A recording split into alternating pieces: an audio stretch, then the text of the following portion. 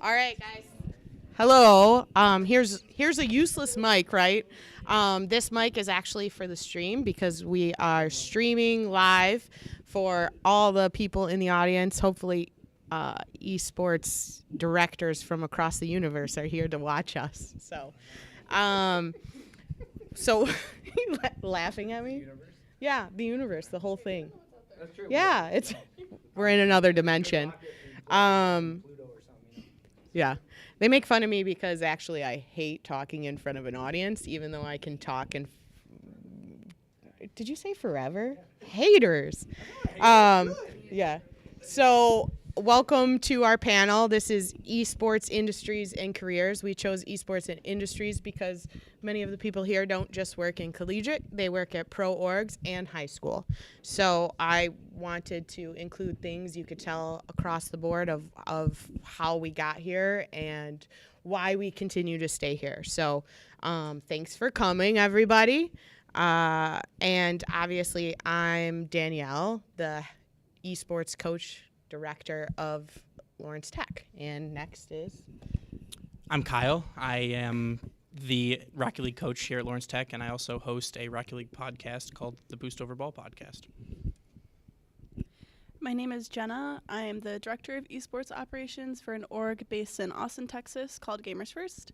And I also am the director of operations for a women's Rocket League called Women's Carball on my shirt. It's the best. That's awesome. I like that. My name's Michael Stevens, a.k.a. Flake of Wrath. I just throw my gamer tag out there because I have my own gaming TV show up in Cadillac, Michigan, 9 and 10 News. I'm a meteorologist. I'm a esports correspondent. I gave myself that title. And then also a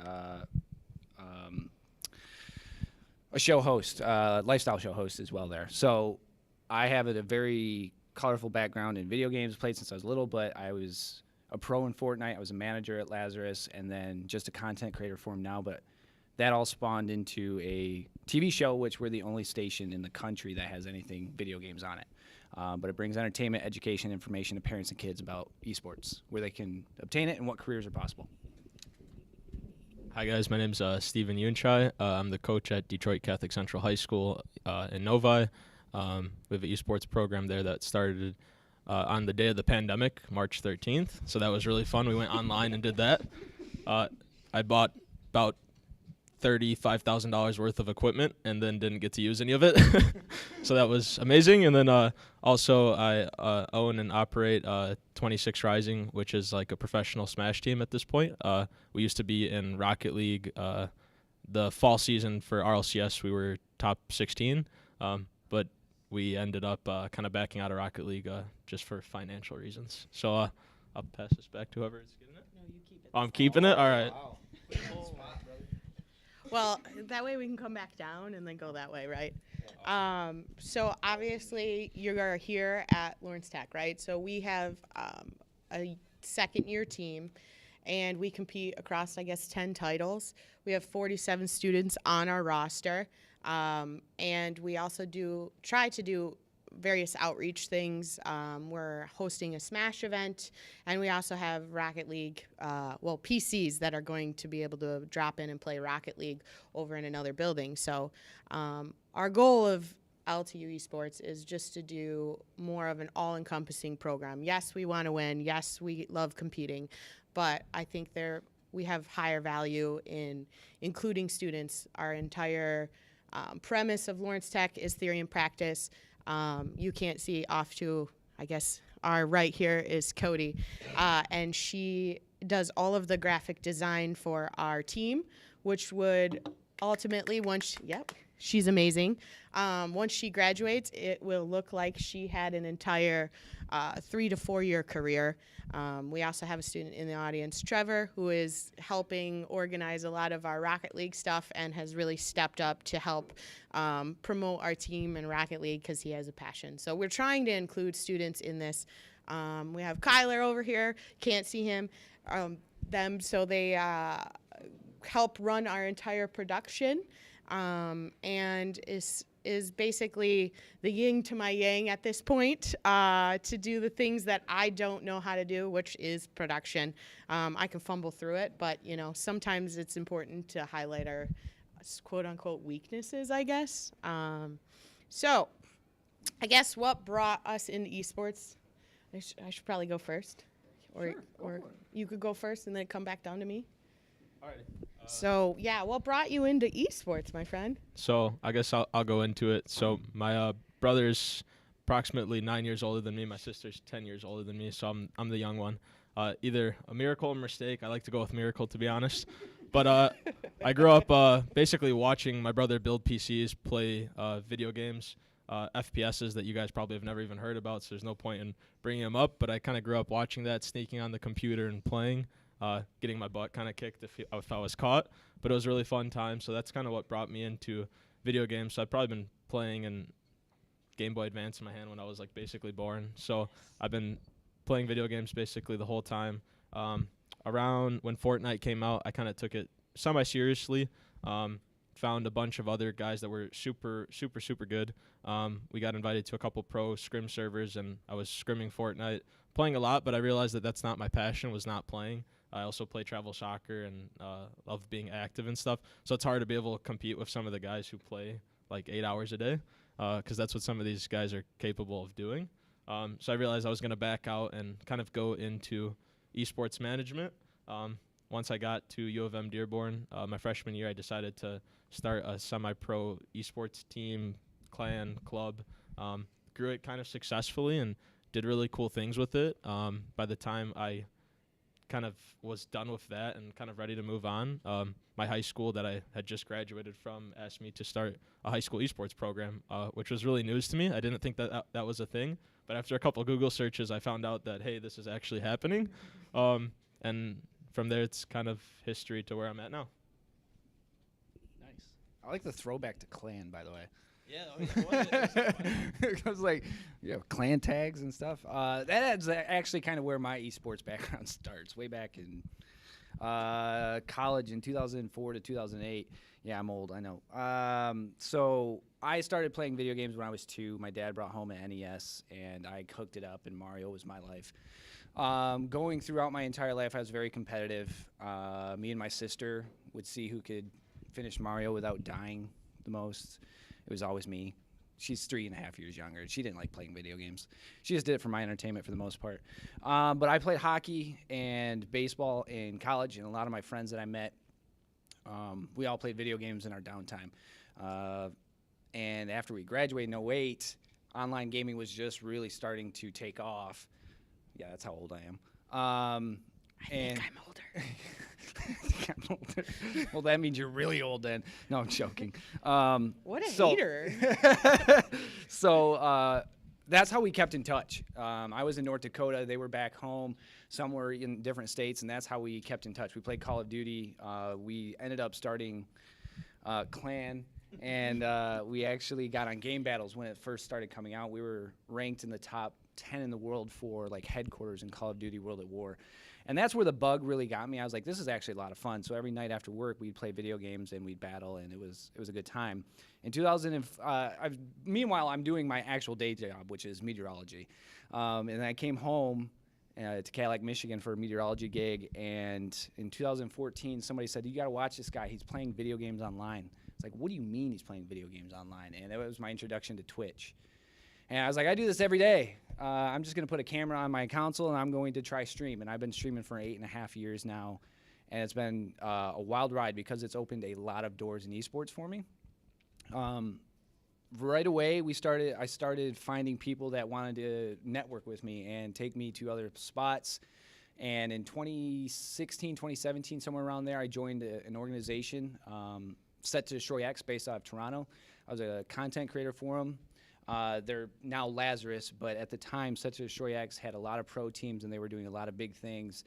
And a year after that, Fortnite came out, and we also had a very successful H1Z1 team. And that game was super fun, but we wanted to do it on the Fortnite level. So we squatted up and became a pro. They wanted to carry us as a pro team in Fortnite, and this was on Xbox before you could play with everybody on every console. And then the first pro event came up, and they said, yeah, let's send you guys to Seattle. We all played solos. It was not squads. We were lost. But we had a few guys go and win some big prize money. But, again, networking opened doors a lot there for a lot of people. Met Nick Merckx, Dr. Lupo, a lot of people that are very famous in the scene, and that opens a lot of doors when you're talking esports world. And then after that, I hung up my controller because there's players like Aiden who were cranking 90s around me, and I just could not keep up. So I hung up my controller, and they gave me a managing position at Lazarus. I was a recruiting and analytic manager for them, and we recruited 4 kids that won $4.5 million at the Fortnite World Cup. And they were all, I believe, under the age of 18. So I was like, wow, okay, this is this world. But that, again, opened up a lot of doors to seeing the background of an esports organization, what it takes to run one, what it takes to hit goals that they wanted. They got themselves on the stock market in Canada, and it was like how you keep stuff afloat in the world of esports because it's still relatively new. So after a year of doing that, I said, this isn't made for me. I have a day job still doing meteorology, and I'm losing sleep. So then I just became a content creator for Lazarus and still am to this day. But a year ago, or a year and a half ago, I worked the morning show from 2 to 10 a.m. in the morning for meteorology. I was a weather guy, and then at night I was playing Fortnite for 6-7 hours, and then power napping, and then going back to work. So I asked them for a 9 to 5 shift, which in the TV industry is unheard of. Nobody works 9 to 5, but they said, yeah, let's do that. So they gave me noon weather and the 4 lifestyle show weather.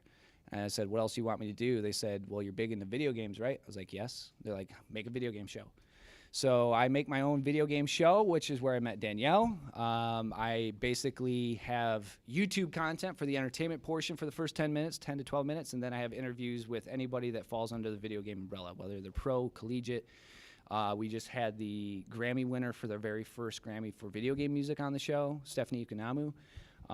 So it's opened, again, a million doors that I never thought I'd be sitting at, talking to people in the world of video games. And that's basically where I'm at now. Wow, that's a lot of stuff. I know, gosh. Well, I'm not as old as you, so my story will be different. That's okay. You'll get there at some point. I'm just giving you a hard time. So my very first video game that I ever played, I think, was Disney's Haunted Mansion on the GameCube. If anyone even knows what a GameCube is here. Worst controller ever. Honestly, yes. I will agree. From the audience, Sorry, Smash I didn't mean to members. split the crowd.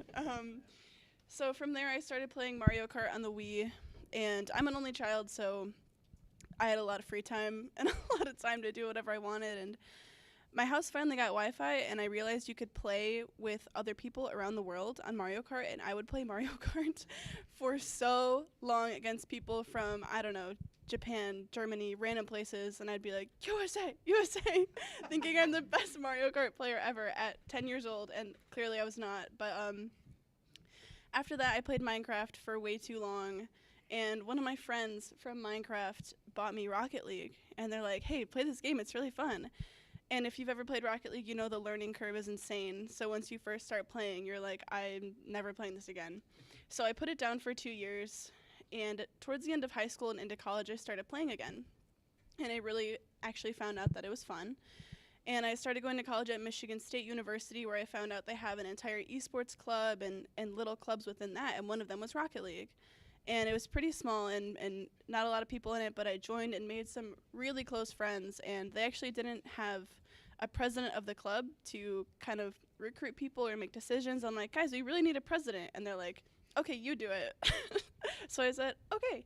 So throughout all of my Michigan State career, I was the president of the Rocket League Club, helping put on our LANs and tournaments with other local colleges. And I also became the human resources officer with the Esports Club, and I just really found a huge love for it. And as soon as that started snowballing and more opportunities were presented, the pandemic came. So I also was affected by that. Sorry. So I had to stop going to college at that point, and I lost my job, and it was really sad. So I started streaming like you and found that I absolutely hated it. I'm not a streamer.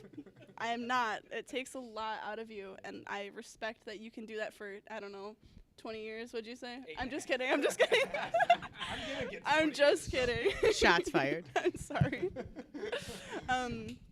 So I gained a bit of a Twitter following, and one day I saw that a bubble team called Continuum needed a manager. So if anyone plays Rocket League, if you've heard of Kronovi, that's who I managed for a while. I joined their team as a manager, and we got signed to Kansas City Pioneers. So it was me, Kronovi, Aeon, and Astro, and as a manager, I scheduled their scrims, signed us up for tournaments, very office-style things.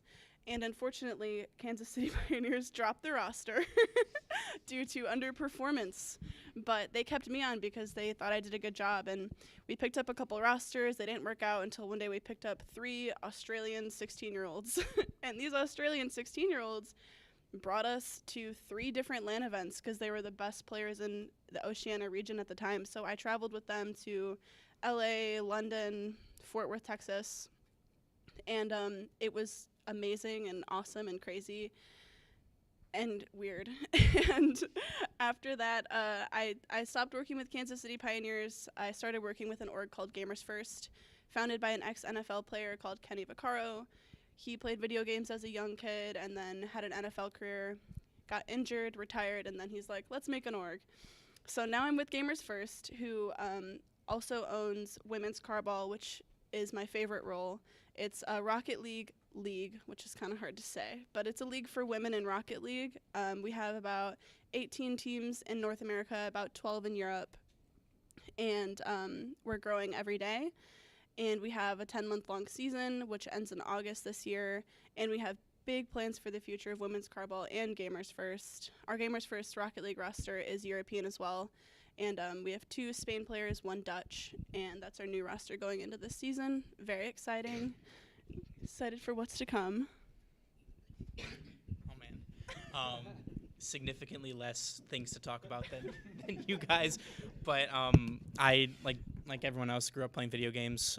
The first console that my parents allowed me to have was the GameCube, so I grew up playing like Super Mario Sunshine and Mario Kart, but would always play like PlayStation and stuff at other friends' houses. But I played mostly sport games like NHL and FIFA until Rocket League came out, and I played Rocket League pretty much since it was released, on and off at the beginning, but I kind of really picked up into it into high school, and I ended up playing for one of Purdue University's competitive teams throughout my time there, and thoroughly enjoyed myself. It was being on a team is a big aspect that I grew up with. I played hockey and soccer, so being able to be on a team was something that I kind of missed in school, and I got that back being able to play Rocket League.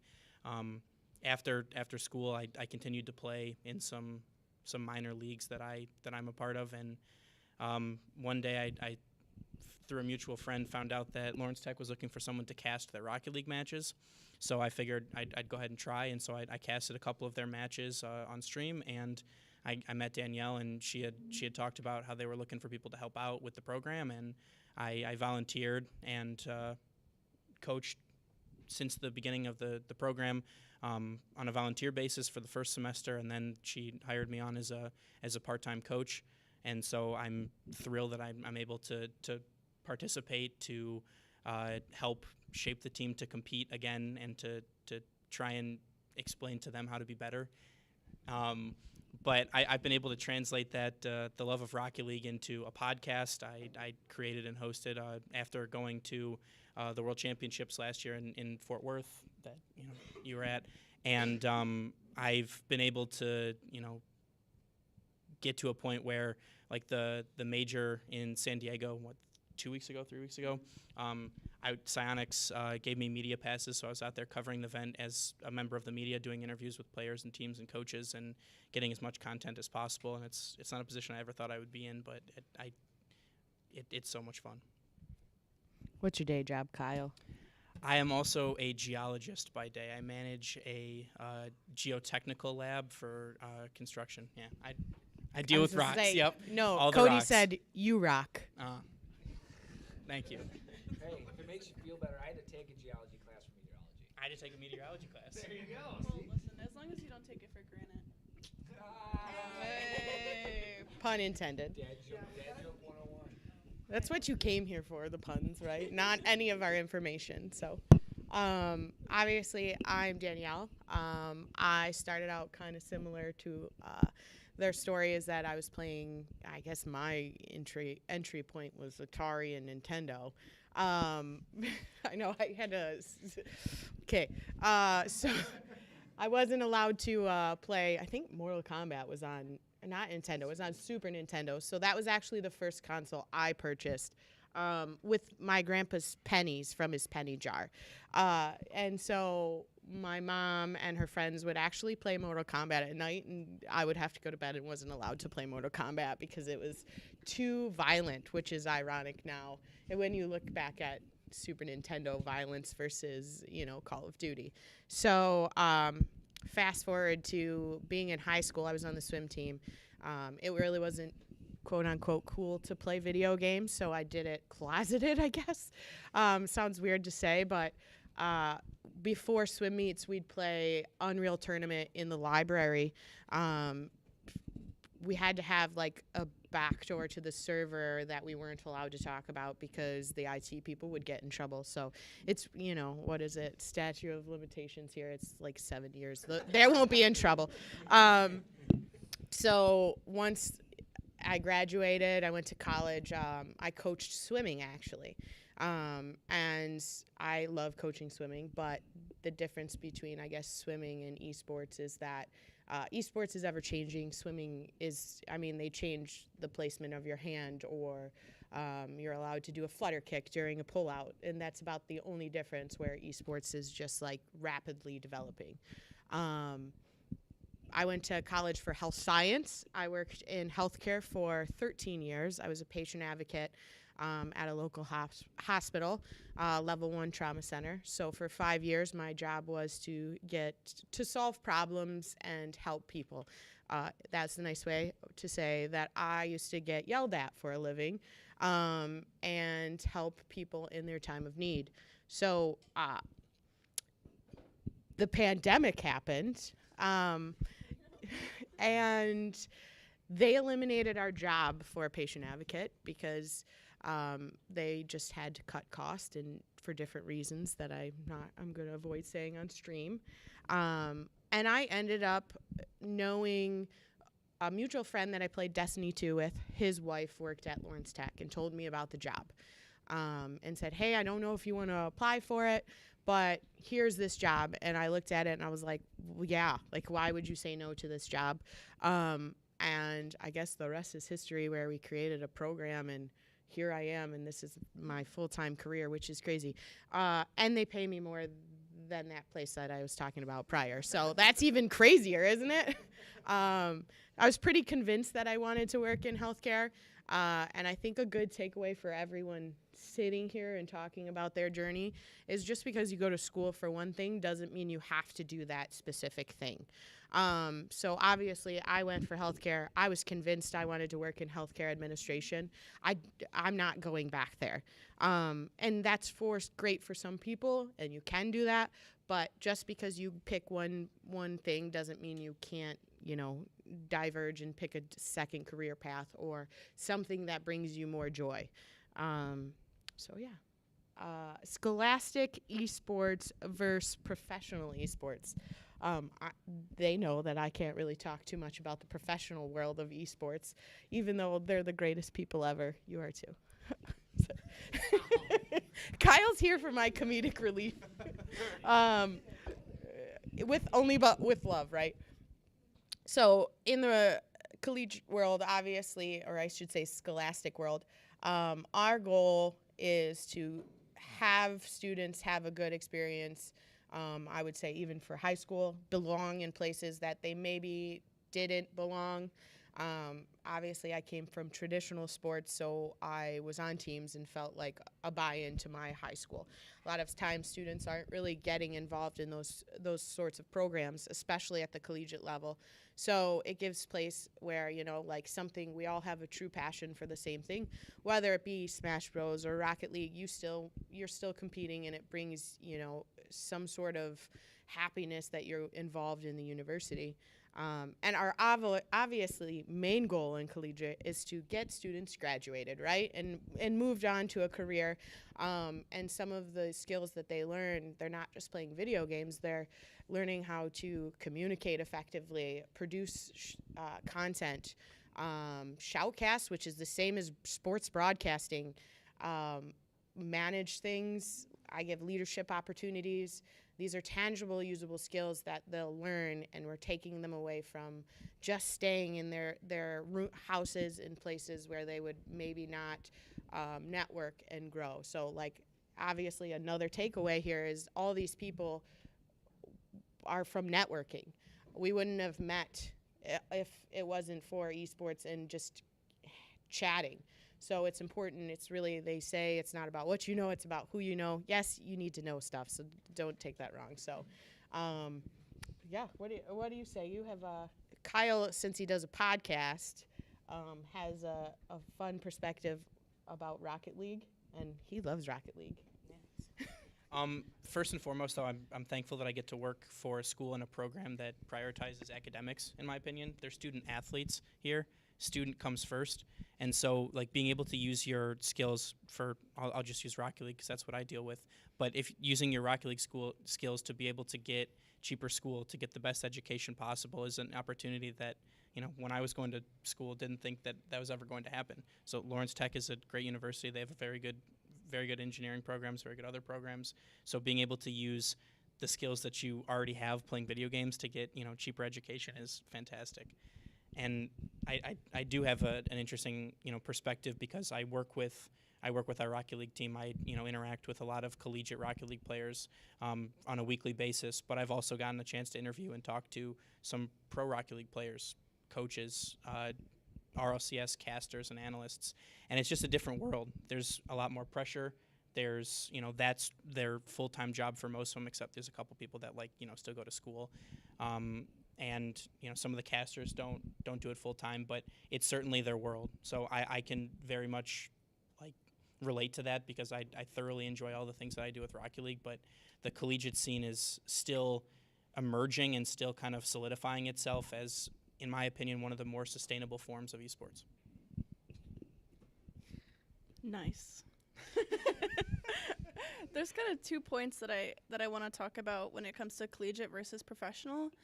And the first one I want to talk about is, again, kind of my example is Rocket League. If you look at schools like Northwood and the players that they have on their team, they had Lion Blaze at one time. I'm not sure if he's still going there, but I think he is. And something that's really interesting is that there was sort of a discourse is like, well, Lion Blaze is a pro, so is it even fair that he gets to play on a collegiate team? And I think it's really interesting that it goes backwards because usually for traditional sports, pro teams are scouting from collegiate teams and looking for players to pull after college, but now we have people who are already pros playing in college. And I think that's a really interesting difference between traditional sports and esports, and I really believe in the scholastic part of esports and how coming from the pro scene, when it comes from a scouting perspective and looking for new players to pick up on your teams, colleges having the opportunities to provide scholarships and grow players into pro players where orgs like Gamers First, we can look at Lawrence Tech and be like, wow, they have a really good player there. I wonder how they'd fit in with us. And I think every college having an esports program would make the pro world kind of easier for us when it comes to a scouting and team building perspective. And then the other one is when it comes to job stability. I think scholastic esports jobs are amazing. As Danielle said, like, the environment here is better. She's paid better. She has job security. So I think a scholastic world in esports and careers is a much more stable route. And I love that more colleges are getting programs to pick up people like Danielle who are passionate about video games and give them an opportunity to shine. Don't make me blush. Yeah, scholastic versus pro. I mean, this is a very, very touchy thing because, I mean, what would you say esports, professional esports have been around, what, maybe 18, 19 years? 20 years, close to. And scholastic's been around almost 10. Yeah, so everything about Scholastic as well as professionals backwards compared to traditional sports. You know, there's always been a blueprint of you play high school, you go to college, and then you go to the pros or semi-pros, whatever in there. With I blame Fortnite because, you know, everybody's like, yeah, let's go straight to, let's go play for money. But there was, you know, back in the Call of Duty days, when it was first coming around, Halo, Gears of War, like they had leagues and they had people winning money, but a lot of orgs were set up in the way that you had to win to stay alive. You had to get the money and to stay afloat. But then what orgs realized in about 2015, 2016 was like, we can't keep winning and keep the org alive. We have to do other things. And so that's where you're seeing a lot of branding and sponsorships and more the marketing coming to professional esports. As far as collegiate goes, it's a very big space right now because everyone is trying to fit in. And I have the privilege of talking to a lot of collegiate directors, head coaches. I mean, all the way out to Coach Doc out in Boise State. I almost called him Coach Haskell. Hey, Doc, did you hear that? It's Doc. But, I mean, he's really the big brains when it comes to collegiate in many fashions. And I had the pleasure of talking to Michigan's a hub for collegiate esports.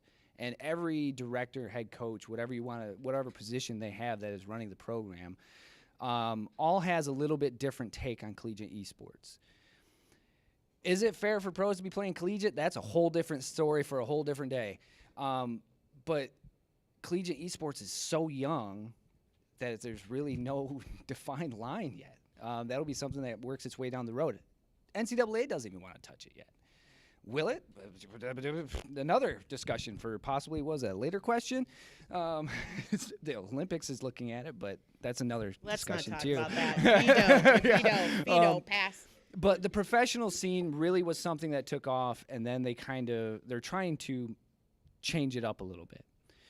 When I first joined into the professional scene, it was still do your best to win as much money as possible so we can do other things down the road, so the org can keep their roster. But it was the collegiate scene, I think, is a very good blueprint for, all right, there's kids in high school that aren't playing traditional sports, but they can compete and they're very good at other things, such as Rocket League or Siege or whatever game that they're playing. Yeah, they're really good at it. But there's no defined line between, you know, high school to collegiate to pros just yet. But it will be there eventually. I really think it will be there. High schools are now just starting to get on board. In northern Michigan, where I'm from, there's not many high schools that have esports programs, but they're slowly getting there. They're slowly starting to see students say, hey, I want to do this, and they're letting them run with it, which is great. Down here, there's a lot more high schools with esport programs. I mean, full-fledged. So it's very different from north to south just in Michigan, let alone the entire United States or even just the world just yet. So it's a very, I won't even call it an infancy. It's still baking in the oven, if you will. It's very, very young in the fact that it will catch up, but right now we're all just trying to throw stuff at a canvas to see what will come out of it. If you're looking to, this is my take on it, and this is my personal opinion from talking from people like Danielle, to talking to CEOs of organizations like Immortals and Lazarus and, you know, the Renegades. I interviewed CJ last year at the. He's so awesome. But when he was with the Renegades, they allowed me to interview him for the show, and you know, there's many different things to it where they're like, yeah, I want to do this, I want to do that, I want to do this. Whereas collegiate, it's like we want the kids to come here, get an education, and then move on because 0.01% of the people who play the game get to go to the professional scene and do what things like CJ does. There's casting, there's marketing, there's socials, there's other things that these kids need to develop, and you won't develop that necessarily in the pro scene. I can honestly say I was lucky enough to be in the pro organization and see the back doors and talk to a lot of people where it's like, okay, there's more to it than just playing the game. I'm not that good at Fortnite. I wasn't good at Fortnite when it was coming out, but, you know, being a leader in the fact I had a spot on that team, but you put me in solo, I was not that good. So it's a very quickly growing scene, but I think the collegiate scene needs to happen for those kids to get an education and realize that they could play with a 0.01% or find a different career in esports. And you're seeing that now with degrees coming out in esports, whether it's all these colleges that now have 4-year degrees. Ferris State over on the Shout out Jono. yeah, Jono, yeah, I know he's probably watching. Oh, Oh, yeah. Lord Ricochet. They're building a 3-story beacon in the middle of campus for esports and digital production. So I mean, they have a 4-year professional esports production degree now. So you can learn how to stream stuff and everything that goes with esports. So you're seeing it slowly start to form, but there's a big difference between pro and esport, and even what pro was when I was back in it. So it's all evolving down the line. But my personal opinion is look at college just so you have that option. I have a meteorology degree, and it's still my job, but my passion is video games and esports. So like she said, you don't always have to stick to what degree you get, but make sure you go and learn the things. You'll find out more stuff as you head down that road. Awesome. All right. I'm gonna try to steer the conversation in terms of a little bit of a different way, because I think I've got a unique perspective on pro versus Scholastic. So obviously I run a high school program, and first and foremost I would say with that is we basically the kids in the program, the first thing I want them to be is good people. Like that's the whole entire point of the team. It's not so much on competition. There's actually a bunch of times where, when you're playing from your own school, like these kids have to make decisions on their own. Sometimes it's like, hey, should I do the right thing here? What's the sportsman-like thing to do? So that's kind of the things that we incentivize is like, who's the person you want to be when you're playing esports. And a lot of these kids are good, but I also remind them like listen, you're good, you're top 1%, but the pros who make money are 0.1%. And just on top of that a little bit is these guys might stay pro for a season. They might stay pro for a few years. The ones who end up making money don't make money from professional esports. They make money from content. So they become brands themselves. They get sponsors behind them. They have people watching. So at the end of the day, can you make money playing professional esports? The answer is 100% yes. The longevity of that is something that's usually not sustainable. I mean, by the time guys are 28, they're out of esports at the pro scene. For the most part, there's a couple games like CSGO League where you got some guys around their 30s that can kind of still keep up. PUBG. Yeah, PUBG is one of them too. I love but the game. Games like Smash and Rocket League and Fortnite, you just see that some of the best kids are like 13, 14 years old, and their reactions and their dexterity in their hands is kind of ridiculous. So at the same point, if you notice you're like, 10, 12, 13, 14 years old, and you notice you have talent in a game, I would say the time to put in the effort is to go forward with that game. If that's your goal, if you want to go pro, that's the time to do it. Put some time into it. It's going to be hard because, obviously at the same time, you can't just focus just on that. You're going to want to focus on school. And I think that's where the really cool thing about Scholastic scene, and I don't have much experience with college besides I'm basically friends with all the college directors in Michigan. That's like my only one thing to say. And they're always trying to recruit some of our guys from DCC. And I usually tell them, I was like, dude, I don't know if these guys want to play in college or not. They're going for school. So I think as Scholastic starts to increase, what we'll see is all these colleges will have esports programs. And as it should be, students are going to choose a college based on academics, what they want to do with their career. But if esports is available there, and especially if they can get a scholarship, that's an awesome incentive, and it keeps you busy and it keeps you on a team. Kind of like these guys have said before too, just it makes that linear pathway a little bit easier. You're able to play at a really high level. You could still probably win some prize pool money or some scholarship money, but it doesn't have that same stress that the pro scene kind of has on it. And the pro scene is definitely kind of propped up. I mean, right now we call it kind of like the dawn of professional esports. There's a lot of organizations that have spent through their venture capital money, and they weren't able to pay back the bill that was owed, so to speak. And a big reason for that is companies will come into esports to sponsor. It's about 40% of the revenue for most esports orgs is sponsorships. So what happens when they don't see a good return on their sponsorship? They don't renew these sponsorships. So you'll see that a lot where new sponsors come in and sponsors come out. So the professional esports teams that are really successful, honestly, you probably wouldn't even call them esports teams. They're really just media companies. That's what they specialize in, is if they can get a number of eyes, they're able to utilize those eyes for sales, for sponsorships, media rights, etc. So that's kind of where I'm interested in it, because I've started an esports org, and it's cool to kind of be a part of finding a sustainable method. What's going to work out for the orgs.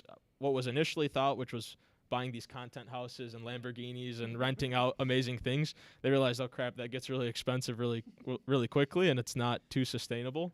So I'm a big fan of trying to figure out how could we build this at the grassroots level. Can professional teams start to basically get in with colleges, get in with high schools, and form some kind of pipeline or some kind of ecosystem where we can build people up, and coaching could be at the start of that. I think that's probably my biggest takeaways from being here for the past 4 years and the pro scene is like, if you would have asked me 5-6 years ago if coaching was a thing for esports, I would have been like, I don't know. Most of these players are better than the coaches, so it's hard to coach. But now you're starting to get these guys who have been pros for 5, 6, 7 years. They retire, and now they've got a boatload of knowledge. And, of course, the meta is always changing. The strategy is always changing. But there's a part of that where, with age comes a little bit of wisdom. And some of these coaches, I mean, I've seen it for Smash Bros. And for Rocket League. I've got to work with a few of them, got to hire a few of them. They're just really creative minds and just people that are super level-headed and know a lot about the scene. And that's kind of my take on the Scholastic versus professional scene. Thanks. It's interesting because Scholastic-wise, we have we see more middle schools and high schools popping up, and that's really important because I think after hearing all of you, one of our biggest struggles, if we remove, I have a few multi-sport athletes that are part of traditional sports. A lot of them have not been on traditional athletic teams. So the usable skill that we're actually teaching in college is how to be a teammate, which is really kind of unheard of if you think of it at a collegiate level for a athletic team, because they don't, it's a totally shift in mentality.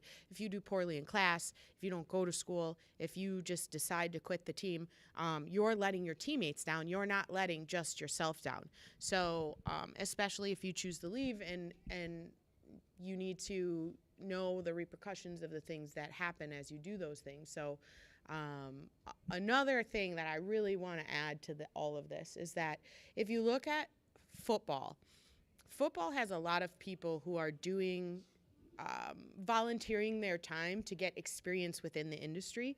And so part of what our next question is, what are the things you can do to break into the industry, whether it be career or college, to join a team. So I'll talk career-wise. People like me, and many of them, are operating with limited, very, very limited resources and limited people. To put on a football game, it takes an entire athletic operations team to run that, the press box, all of those things. A lot of time, I'm fortunate because I have a lot of help that have just kind of like shown up and been able to, but a lot of these esports collegiate teams, and I would presume high school, they don't have a lot of people helping. So you don't have to be competing to join any of these teams. I would very much want a stream team. I very much want people helping create content for us to put on social media, because that's how we get seen. That's how sponsors come. We're fortunate to be sponsored by RIG, and they found us because of a social media post of a student applying for a scholarship. And we have to create content for that every month. And then those are just ways you can break in if you want to be a coach. Here's the funny part about coaching. Obviously, I'm more of a, I guess, general manager, figurehead, director, whatever title you would like to give me. Coaching traditional sports, you don't have to be good at it. You never have to be good at it. That's not a thing. It's just knowledge and understanding of whatever game or craft that you're doing. Understanding that you become a leader and a mentor, so you're guiding them to be better humans. Yeah. So how do you think you can break into the industry?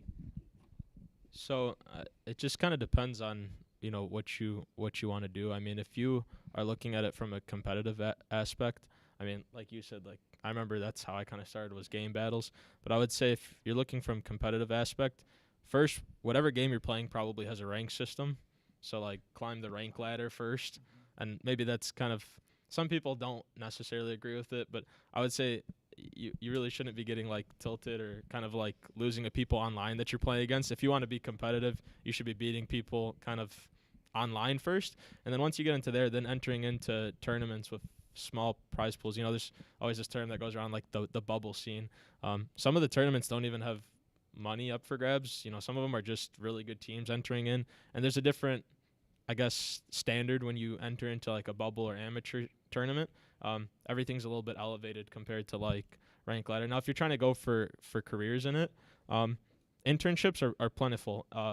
Now, if they're paid or not, that's the kind of question for esports. There's a lot of unpaid internships, so you just have to decide, is it worth my time and value that I'm going to be bringing to do unpaid internship? You know, if you haven't done anything in esports industry and you're looking to get in, and you're just clueless about the scene, then doing one for the experience could definitely be worth it. If you have a little bit of knowledge and you're trying to figure out what you want to do in terms of shoutcasting, graphic design, video editing, production, or even being like a team manager or something like that, you could do it for bubble teams, and there's plenty of bubble teams out there. Or you could do it kind of for colleges or high schools too. You know, I mean, at the high school level, it's basically just me who runs our high school program, which is, you know, I bet you, I mean, to be honest, probably most high schools don't have too many coaches. I know a few. I'll give a shout out to Melvindale because they do a great job of doing it. Yeah, I guess, do you run it yourself? I mean, I want to say about myself, I got my right-hand man right here. Okay. There's basically. Yeah. Yeah, so it's hard. I'm usually the only one in the room. We have a couple assistant coaches that'll show up on a volunteer basis, but it's hard for me to try to coach something and then also get a live stream going. And you know, parents are always asking, you know, can I watch my son play? Can I you know, watch, or can I show up? I'm kind of like, well, listen, our room is like built for us. Like, I don't know if you can come in and watch, but it's hard to get streams out there. So obviously during playoff times they get to see, but during the regular season it's definitely tough to get it. So it comes down to kids basically jumping the gun and helping volunteer and getting that experience. That's pretty much all I've got. As far as like breaking into the scene, I would tell you this: if you want to play as you. I mean, essentially like any other sport, practice to win. Learn as much as humanly possible. Watch streams. Watch how people do things. Learn the metas. There's so many different aspects to playing whatever game that you're trying to make it in. But play as it's like that's what you want to do. You know, if you're playing a traditional sport, you know, you don't practice just to practice. You practice to get better at what you're trying to do. So if you're trying to break in with playing, network, play, like he said, climb the rank ladder as much as some people might not like it. That's a really good test to see how you do against people, because if you can't climb the rank ladder, you're not probably going to do well in any other competitive scene. To build off something he was talking about where he's saying pros retire after a year or two, if you don't want to play, or maybe you're like, okay, maybe I want to be in esports but not play. I've talked to GamerDoc, who is a licensed medical professional in esports. She's paving the path for the ability to have these kids last more than 1 year or 2 years. She's bringing medical advice to esports, which she has a good point. You're not going to play football without a trainer, because you would retire right away. Why are we letting these kids practice and play for hours on end and not give them medical advice? And that's going to only prolong it. She said they've looked at kids playing and retiring after a year or two, and they have ligaments of 70-year-old people. Like, that should not be happening. So there's advice that can be given down the road in that career path. There's so many people that I've talked to via my show that they are like, yeah, there was nothing here for this. So I just started looking into what it would take to be down this road in esports. And that goes from licensed medical professionals even to kind of the holistic medicine kind of way to, you know, anything under the realm of video games, whether it's playing, casting. I've interviewed Matchroom from, he's a PUBG caster. He didn't really want to cast at all. He wanted to game design. And then it went into, oh, hey, I'm actually really good at casting. He was casting friends' games at night, and they're like, dude, you should look into doing that. And now he's a full-fledged PUBG caster. So there's a lot of different ways. I can't tell you how many coaches or directors I've talked to that said these kids came here to play, we're not good enough to play, and then ended up being somewhere that they wanted to be, like casting or setting up production for streams or anything like that. They've found routes to be in the esports industry that they didn't expect or necessarily set out to be in. Also, to build off his thing with colleges and esports, pro esport organizations setting up, Lazarus has that in Canada. They have internships from some of the Canadian schools. They'll come in, they'll do graphic design, they'll do content creation, they'll do editing, they'll do all the stuff that you see in professional esports through Lazarus. So they'll have them come in and say, hey, this is a pro esport organization. Do you guys want to be, this is what you'll get when you're done with your internship. And then they've even signed them. So there's many different routes to do it, but that's all research. Look at the colleges you go to. She said Michigan State had clubs. Michigan State's now going to flourish here very quickly, I guarantee it, with Bilski at the helm. But you're going to see many different, within the next 5 years, you're going to see a lot of colleges start to have degrees and various options to do that, whether you want to start by playing or whether you want to be looking to marketing or anything that goes along with esports. Yeah, so I'm not even going to touch on the becoming pro side of it. I'm champ max. Like, I'm not even going to talk about it. I'm platinum. I'm not even going to talk about becoming a pro in the esports industry because, as we said, it is such a small percentage of people that are able to reach that threshold. And I want to talk about how I'm sitting here right now. I'm sitting in this seat talking to you guys because I sent one DM. I've sent 20 DMs looking for opportunities, and one person responded. It's kind of that thing like how Danielle said, it's not what you know, it's who you know, which again, you gotta know stuff, but it's also about who you know. And even if an opportunity is not presented to you, they are out there. And sending messages to people like bubble teams. So Continuum, the bubble scene that I originally started with, they were looking for a manager. They got hundreds of DMs for people wanting that job. And, you know, I sent a little snippet about myself and I got a response, but I had also sent a snippet of myself to 20 other bubble teams and didn't get a response. So it's kind of about, to me, it's about building your brand online because most esports jobs are remote. So the only way that people are going to know about you is having an online presence and building what you're about and posting about what you're about so that when somebody does find your social media profile, they can do a quick scroll and be like, okay, this person loves doing digital design, or this person is a production specialist, or they're interested in production. I'm just a huge advocate about closed mouths don't get fed. Just reaching out to people, even just expecting no response, because out of however many DMs that you send or messages or emails that you send, you might get a response that can open a door for you that never would have been there had you not asked. And if you don't ask, the answer is always no. Shoot your shot. Yeah, that was gonna be my biggest point is don't be afraid to ask. Don't be afraid to ask for help. Don't be afraid to ask for opportunities, and don't be afraid to ask for anything that you're looking for. I mean, a lot of the people, like, you know, I reached out and I DM'd Jenna about doing an interview for my podcast, and she said yes. I asked Danielle about, you know, volunteering and helping out with the Rocket League team, and she said yes. And now I'm here talking to you guys. So, like, the worst thing that somebody could do is say no, and it's a hard thing to deal with, like, you know, some of the rejection or maybe the fear of rejection that has. But, like, just putting yourself out there and asking can help you in so many ways. Like, networking is one of the biggest parts of esports, I think, right now, especially like at the collegiate level. And so, you know, just going to events, talking to other directors, talking to other, you know, coaches and players in and around the area that you are can help open doors. I mean, I really can't, like, say enough good things about what, like, just even asking for help or advice or someone's opinion can do to help further your own career. I'm just going to say one thing. I think the takeaway is, like, even if you remove esports out of this is good advice for, like, your whole entire life of everyone ever.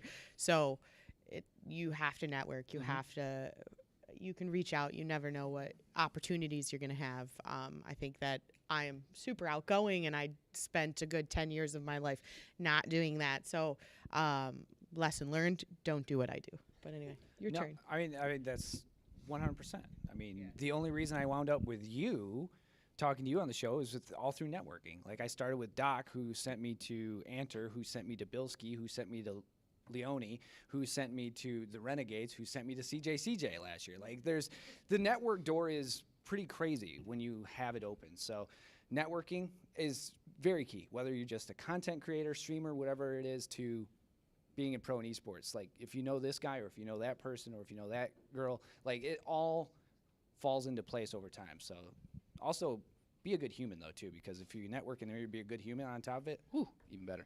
All right, so she gave me the microphone because she wanted me to moderate these next questions. Why? I don't know. They're not that big. But I do want to get to this first one. And I know we don't have a. Do we care if we run over or We can run over a little bit. A little I bit? just would say I'd ask you guys. I know these are Speed beefy questions, Right. so like try to keep them semi-short. All right. But I do want to get to the first one because I think this every time I do something. But what is your pinch me moment? Your defining moment when you thought, I can't believe this is my career? I guess I'll go. So I actually borrowed these questions from Full Sail. Shout out to Full Sail. Yeah, I couldn't make it through the whole. If Sarah's watching, you're welcome. So honestly, without saying, hey, last week I spent my week, or this past week I spent on a trip at Full Sail because of that. But pretty much, I have it very frequently because my job in healthcare was so chaotic, and I had to learn to compartmentalize. Like, I saw some pretty bad stuff there.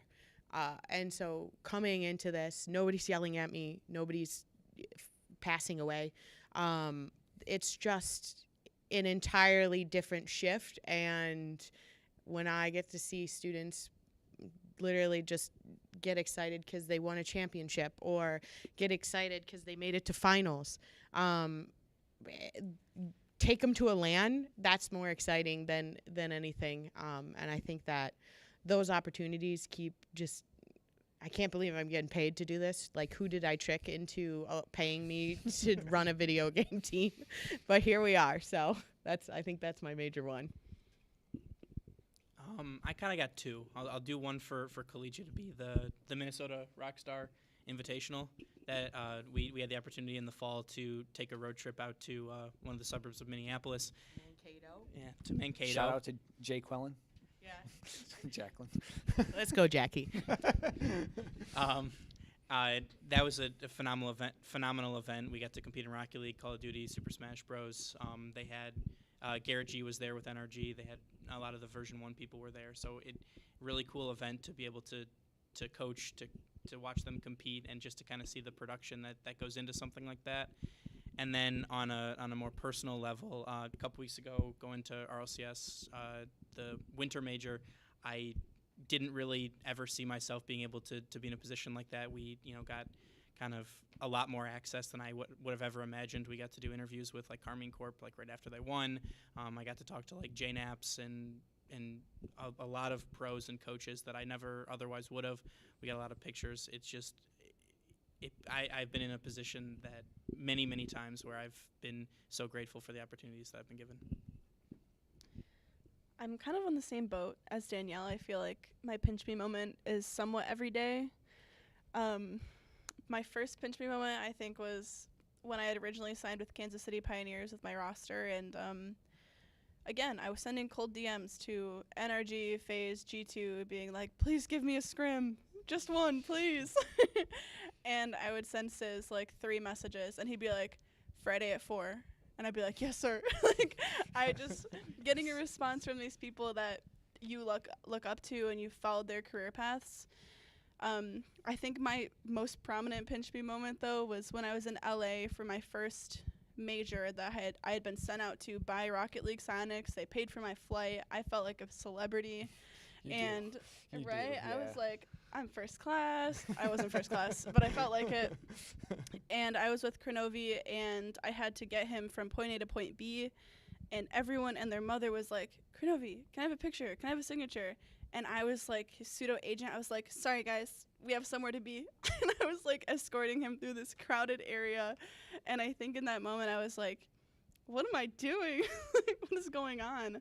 And it was definitely that one where I was like, this is home. This is awesome. And it really just kind of set in my heart that this was the industry to be. Mine, I have a few different ones, but just because I have very different branches of esports. But my biggest one as of late was I started the show, and I'm now in my 15th year of being a meteorologist, and I've never sniffed an award at all, ever. 6 months into playing video games and putting it on TV, they gave me an award. Michigan Association of Broadcasters gave me a special interest television program award. I was like, how does that happen? Like, I'm bringing video games to TV. It's essentially just YouTube content to TV, and they're like, oh, this is cool. I was like, I guess that just shows you how much stuck in TV they are, but just not watching YouTube. But that was my pinch me moment, because I was getting paid to play video games and bring that to TV, and I was like, wow, okay. When I was a pro in Fortnite, I didn't have enough sleep to really realize what I was doing. I was getting paid to play a video game as my side job, essentially. But when I got to go to the Seattle event, like you mentioned, they pay for you to go there. They set you up in an Airbnb, and you rub elbows with the likes of Nick Merckx and Dr. Lupo and Tfue and all of these people who, have thousands upon thousands of people watching them on a daily basis. And it's just like, wow, that's super cool. I was like, I can't believe an organization is paying me to crank 90s right now, or try to crank 90s in my situation. But those are kind of my two. But when you look back at the last 12 years of what I've been doing with video games and weather and TV in general, that's my pinch me moment. Is like I brought video games to TV. Like, I don't know who else can say that. I was like, that's cool. Like, the fact that am able to put TV through the airwaves and not via an Ethernet port, So I thought that's my pinch me moment. I'll give you guys one from fall. So when I had a Rocket League team, we made top 16. We got into RLCS, whatever, the fall split / maybe no, it wasn't open. The one after opens. Yeah, closed. So we got into RLCS top 16, but at 16th place, meaning we're going up against the champions version 1 from the previous split. And I went, okay, this is going to be a good game. We proceeded to get stomped game 1, game 2. And then all of a sudden, reverse sweep happened, and we won 3 games in overtime by 1 goal, not giving up a single, basically closing out version 1 for 15 minutes. And I went, holy crap, we just beat version 1. Now, we proceeded to lose every game thereafter that day. So it was one of my biggest pinch me moments, followed by extreme dismay. But that was a really fun moment for me. I pinched myself and went, holy crap, how did we just do that? Version 1 is a massive org, and we're a little tiny small underdogs, so I was pretty happy with that. That's a good one. It's good things like that, All right, to kind of piggyback off that, what was a tough decision, a turning point that you made and knew everything was going to change? Okay, yeah, you have the mic. I'll go again then. So toughest decision that I've made, I'll stay with the pro scene, was backing out of Rocket League. So obviously, when you are kind of running an esports organization, you're kind of doing A to Z. You're doing some of the marketing stuff, but you're also looking at finances and your budget and what are you trying to accomplish? How are you going to get a return on investors' money, basically? So we were looking at our options with Rocket League versus Super Smash Brothers versus other teams. So the toughest decision was cutting Rocket League and going full into Smash. It was a really scary decision, to be honest. Not one that I wanted to make, not one I made lightly, and it was tough to cut a team that was actually performing pretty well, was doing okay. But, did it, went full of Smash. And then kind of from there, I mean, it's been a really wild ride. It ended up being a pretty good decision. The Smash community is it's a niche community, but it's one that's very engaged. Like us going fully into Smash, I think our engagement went from already high, like 7% on Twitter, to like 20%. And I was like, dude, every time we post something, we're getting everyone commenting like, this is crazy. So it was really good to see that that kind of that feedback. And also we signed a few players, and the next thing I know, our Twitter inbox has 200 DMs, and I was like, I don't know how I'm gonna get through all these. Yeah. So, but that's mine. So I would have to say mine was, like, I've made a lot of decisions over time, and when I started streaming, streamers were making the decision, drop my full-time job and then try to make a living off of just making content, and I knew I was never going to do that. I had the fortune of having a full-time job and being able to stream. My decision was more for my TV show. That was probably the toughest decision, because I've always played video games as, a way to escape to just relax. Like a lot of people you hear would go home, have a beer, and that's how they relax, watch sports, whatever it is. For me, that was video games. That's how I escaped. If it was a rough day, I sat down and played video games, took it out on whoever was on the other end of the screen. Like that was my escape for the day. So my big worry was I'm streaming, I'm playing video games, I'm making content. Am I going to ruin this by turning it into my job? That was my biggest fear, and that was a tough decision. Thankfully, it's not been that, but that was something that crossed my mind because I didn't want to lose video games. I didn't want to say, hey, I don't want to do this anymore. This stinks, you know. And I also didn't want to lose weather. So there was some tough decisions I had to make, whether it's like, okay, yeah, I want to make this TV show. I want to do this. I want to continue to play video games. I want to continue to be with Lazarus. I want to do all this stuff. And thankfully, my biggest decision hasn't necessarily became that I hate video games, but it's now my full-fledged job, which is nice. My gosh, I have been thinking about the question since it was asked. I'm like, still struggling.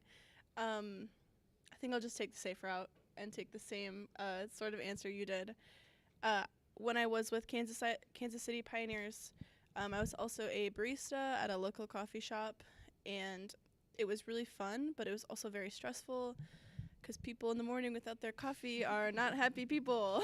So, but it also was a guaranteed paycheck, you know, either come in at 6 a.m. or come in at 2 p.m., morning or night. And I was doing that alongside managing a Rocket League team, and we had just qualified for Los Angeles. So my Rocket League team was qualifying for events. We were a #1 Oceania team, and I had to make the decision to quit my job as a barista just so that I could guarantee I would be there for my team in the events that they qualified for. And it did end up being the right decision because we qualified for every event following that. So every 2 months I was gone for 10 days, sometimes more. And it was a really tough decision because, like we said, esports is still in the oven. And it was a little risky, but it really did pay off, and it opened a lot of doors. And I think it was the right choice. Yeah, it's a safety net, you know? Yeah. When you have a job and you're making money, it's like, okay, the safety net's there. But when you're doing something like this, where it's not really established yet, you don't have a safety net. Yeah, and I also do want to say it was a huge privilege that I had to be able to make that decision monetarily and financially. I was very privileged to be able to choose esports over a traditional job, and not everyone has that opportunity, so I am very grateful that I could do that. Yeah, this is probably one of the tougher questions that we have, at least for me personally. One of the bigger choices for me was putting myself out there more in terms of like doing my podcast. I'm not a professional Rocket League player. I've never been a professional Rocket League player, so you know you kind of struggle with the why would anyone want to listen to what I have to say? Why do people care about the takes that I have? Things like that. But and the other one that is kind of an ongoing, you know, it builds off of that, but is esports something that you want to do full time? So I'm also privileged. I have a great job. I really enjoy what I do, working with rocks and soil. But I love my time being able to play video games, to coach, you know, to coach here, to do my podcast, to just be involved in the Rocket League community. So, you know, it's something that I kind of continue to struggle with. Is it something that I want to do full time? Is it something that's like viable to continue to do? Is it going to be like so volatile that, you know, I'm going to wish that I never did it if I do, things like that. So never a dull moment. All right. Mine is an entire shift in career, right? I guess you could have saw that coming. I went from healthcare, obviously, which is probably one of the most sustainable markets. That people are just going to remain sick. You're going to need doctors, all of those things, to esports. I really just had a passion for video games, and I guess I could admit almost 3 years in that I really didn't know a ton about esports at all. And I don't think my okay moment really came until probably the end of the first year, because there was a lot of things I was trying to navigate. And I want to say floundering, but in my mind I was floundering. Kyle will probably say I wasn't. Just not knowing how to run an entire team, organization, anything, because you know, I was tasked with starting a whole program or esports team here and not really shout out to upper administration, but also they didn't really know about esports. So I'm supposed to be the one who knows everything on campus, and you know, this is where you'll hear the common term of, do we have imposter syndrome? And arguably, like now, 2.5, 3 years in, I think I did a swell job, or swimming job. Hey, puns intended. So it's just, you know, that was a struggle, and I think I still have moments that I'm like, it's going to be okay, but I definitely struggle with work-life balance still to this day. And I think that I love esports at this point, but I think it ruined multiplayer games for me. I don't want to play multiplayer games at all. The team will sometimes beg me to play COD, but I won't do it. But I will play Pokemon. Oh, there you go. But only because I'm super type A and want to collect them all, like the main slogan. So, Collect them all. yeah. Pokemon. Do we want to ask this last question, or do we want to open it for Q&A? We could quickly do it. All Maybe right. like, One word. No. well, I don't think Succeed. 4 words. 4 words. So the last question that we have here is, what are your predictions on the scholastic and professional scene? Where do you see it going? What do you hope to see? I have more than 4 words. So I yeah, there was like 8. I think at this moment in time, collegiate is probably the more scholastic esports, I would say, is more the sustainable market. I don't think that'll stay that way. I just think that a lot of, as Steven said, a lot of pro orgs are coming in and using those sponsorship dollars and not have a lot of business sense, because that you have to understand business. So as like people like us, except you, Weatherman, as us continue on in our careers, you could see a lot of, you'll see a lot of college coaches and high school coaches and even people on teams get their degrees, graduates, and then go on to run these pro orgs, and then there'll be more viable business models. So there you go. That was more than 4 words. I can talk more specifically about Rocket League, but as the esports goes further and further along, it becomes more sustainable as an entertainment industry, I guess would be the best way to say that. So you're starting to get medical professionals that are coming in to help prolong the careers of people.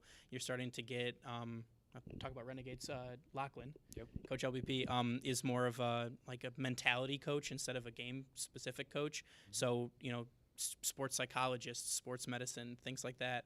I know like the University of Akron does a really good job with their varsity esports program. They have a workout routine. They use the personal trainer that the football team does to try to mitigate, you know, things like that. But the further on you go, the more efficient, the more sustainable, and the more profitable it becomes. I'll just keep it short and sweet. I think it's going to eventually, many years down the line, become in the same par as traditional sports when it comes to scouting and scholarships and investment from schools. I think it's going to grow to a point we can't imagine, just because the accessibility of it for everyone. Yeah, I'll build off that 100%. I mean, you look at video games, how far they've come, how many recession-proof or how many times recession has hit and video games have come out on top. There's only a few things that, you know, are proof of, hey, this won't take us down. Video games is just one of those things. The esports industry is only getting bigger. I don't see it toppling anytime soon by any means. But I foresee the same thing. I see colleges getting, like Danielle mentioned, getting kids coming through the programs and then taking these degrees and running and making orgs a lot more viable. When we were in Fortnite, you saw orgs popping up and they're like, yeah, let's grab kids and let's make all the money. And then a year later, these orgs are gone. You'll see things become a lot more sturdy. There'll be a much better foundation than what there is right now. And that could be, you know, all these young kids that want to do something in esports. So it's only going to get bigger. I think it'll be much more stable in the future when it comes to collegiate and pros. And yes, very much traditional wise. I see that down the road. Maybe, you know, a little bit down the road, but yeah, that's down the road. Yeah, I mean, I think collegiate's in a great place. There's like, maybe 5 to 7 games right now that most colleges are offering. You got to think about in 10 years, most of those games will probably be different. I mean, the last explosion I'd say we had was Fortnite. There'll be a next one. You know, there'll be a game that comes out that's bigger, that has more money pumped into it, that is going to last longer than Fortnite. So you just have to kind of think about are you going to be ready for when that time comes as a college or as an esports organization? Because game developers are going to be here for forever. And hopefully those game developers want to work with Collegiate. Yeah, that's the one part. Yeah. So we Q&A. I'll bring a mic out to whoever wants to ask questions, and then just fire away. So, okay, she can do that for you. Wow, we get 2 mics. Look at us. Fancy. I'm so fancy. We got questions, anybody? Do we have chat? Does chat have any questions?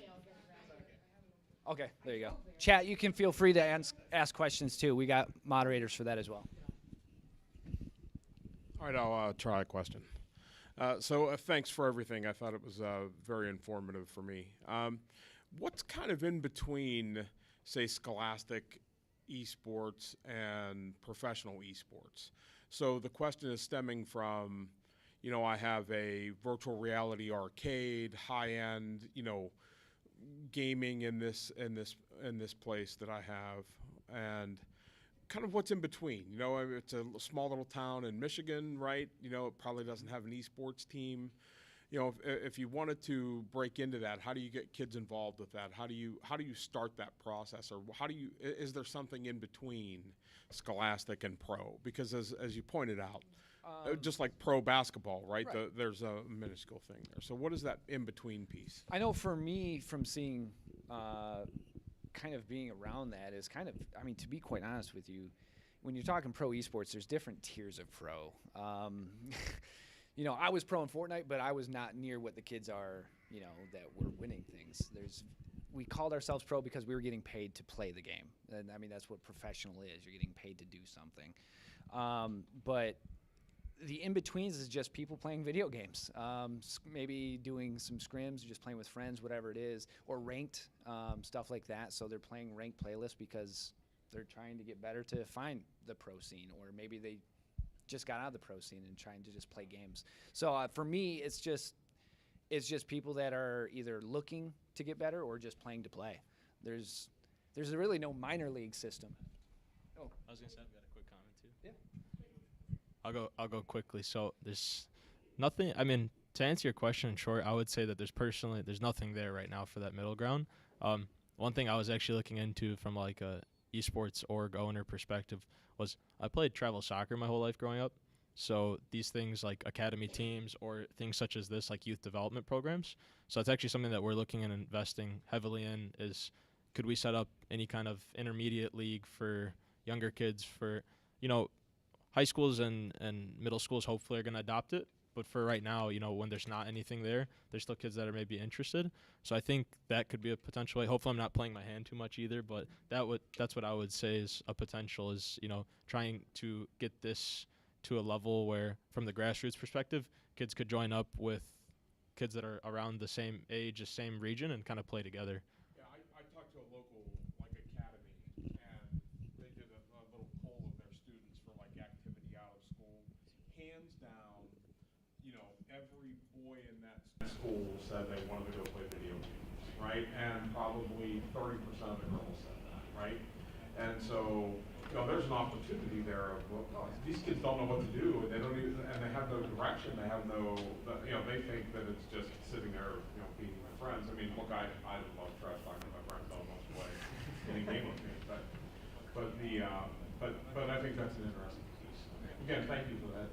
There's more. Yeah. So Rocket League specifically, I know that there's I grew up because like I said, I'm not a professional player, but there's a lot of leagues that you can compete in for free that you can join up with teammates or as a free agent.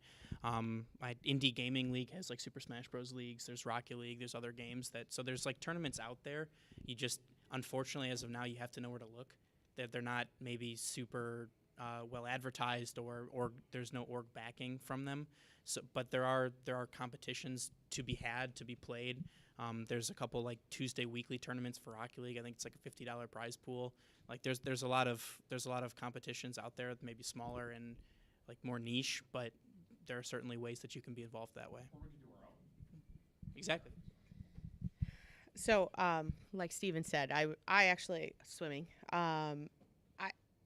I really want to say that if one person, like say you're creating a league and I create a league, all of us up here, we need to like work together to have competition together. I'm finding or seeing that a lot of people are popping up and saying, I'm going to do it the best. Well, if we all like, you can't divide and conquer. You can divide and conquer, but you have to still work together. And that's what I think the important takeaway is like, work together versus working apart and saying, I'm trying to be the most competitive in this league. Well, so if you have, I don't know, I'm from Lake Orion, so I'll choose Lake Orion. If Lake Orion is your territory and somebody else decides to, or league area, and somebody decides to make one in, say, Clarkston, it's okay for them to coexist. You just, what?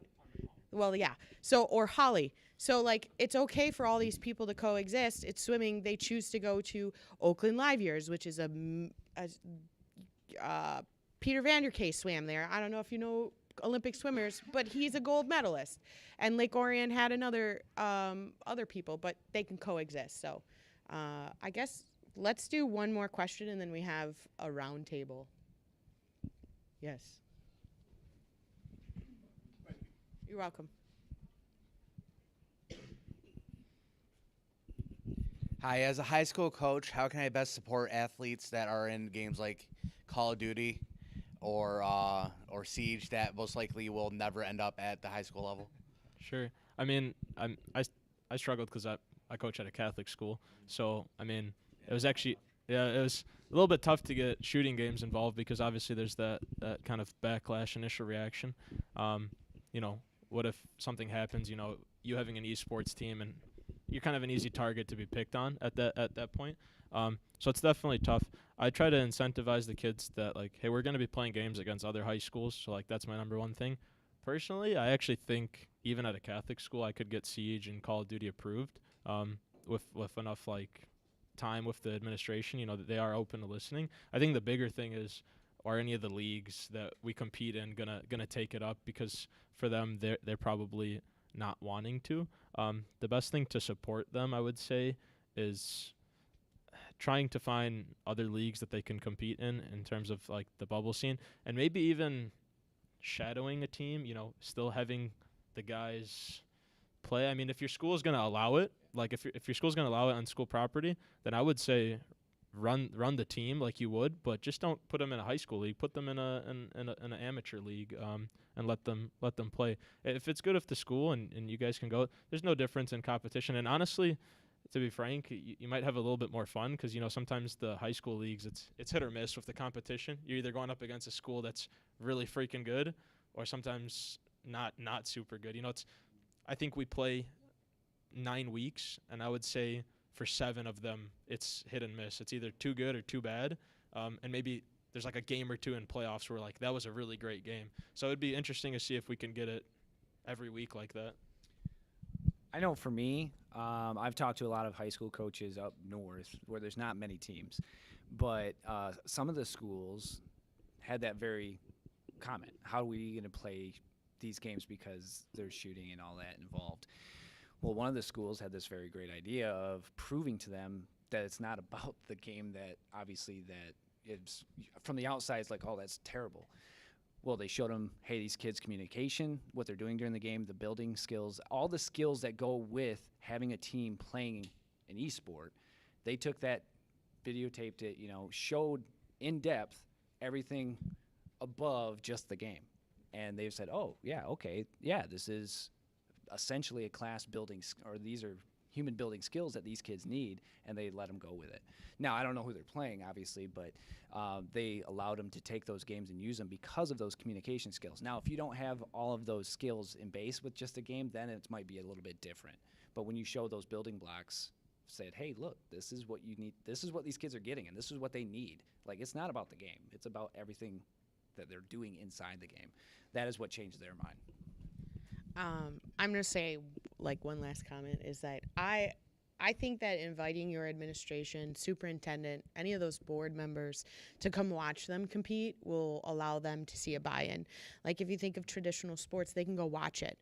Not watch it online. They need to see your students in action. They need to understand what value it's bringing, and it's building a community. It's giving them acceptance for their teams and themselves. Obviously, there's a book actually called Moral Combat, and that is, I think it's a whole $9. But it talks about a town, kind of, I don't know if you know the story of Footloose, but it's the same idea that it's one town that they said no video games aren't allowed, and they banned video games altogether. And this is a true story, it's not fake. And so then they basically saw the value as time passed of what it brought. So because the takeaway on everything is it's like a scapegoat. You can choose to say, hey, video games will cause violent people. I'm arguably, last I checked, I'm not violent, and I like violent video games. So I think that a tendency, this is a much bigger conversation, but without getting too deep in the woods here, I think if a person's gonna be violent, they're gonna be violent in whether it's the water bottle that triggers them, or a book or a TV show. It's not a video game. I mean, the mayor or whoever he is of Chicago, maybe the governor, blamed grand larceny, a rise in grand larceny a year ago or 2 years ago on GTA 5. Everyone in the audience, minus a couple, know when GTA 5 came out, right? 10 years ago. So how are we blaming a game that came out that 10 years ago on your rise in grand larceny? So again, it's same with, you can turn around and go all the way back to playing a record backwards and saying Satan.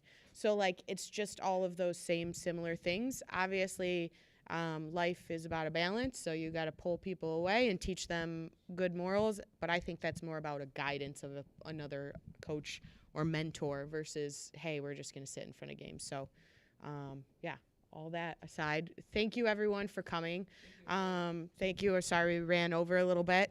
I think we're going to take like a 5-minute bio break, as we would call it.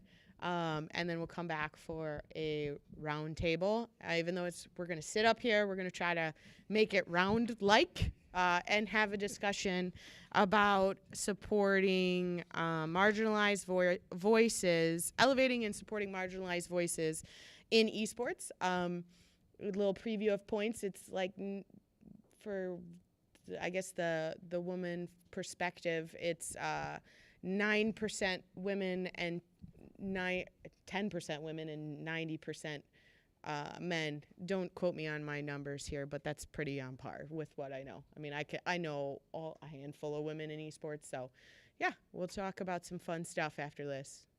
So thank you. Thank you, everybody. Thank you.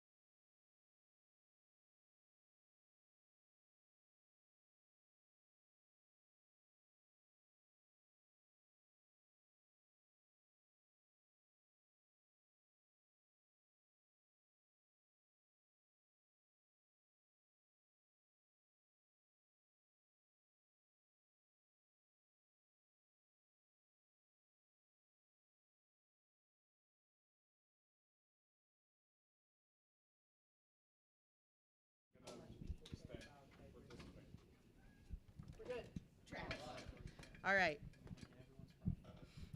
It is everybody's problem. So, hello. We are, even though it looks like a panel, we're not rearranging the room for those watching or those watching after. We are going to talk about elevating and supporting. I just had to make sure the mic was on. Marginalized voices in esports. So the aim of the conversation is to talk about some of our experience and help support one another. We're going to discuss our experiences and if we all feel comfortable, which I think most of us here do. Highlight barriers that we've seen within the industry and how we can support marginalized voices in esports.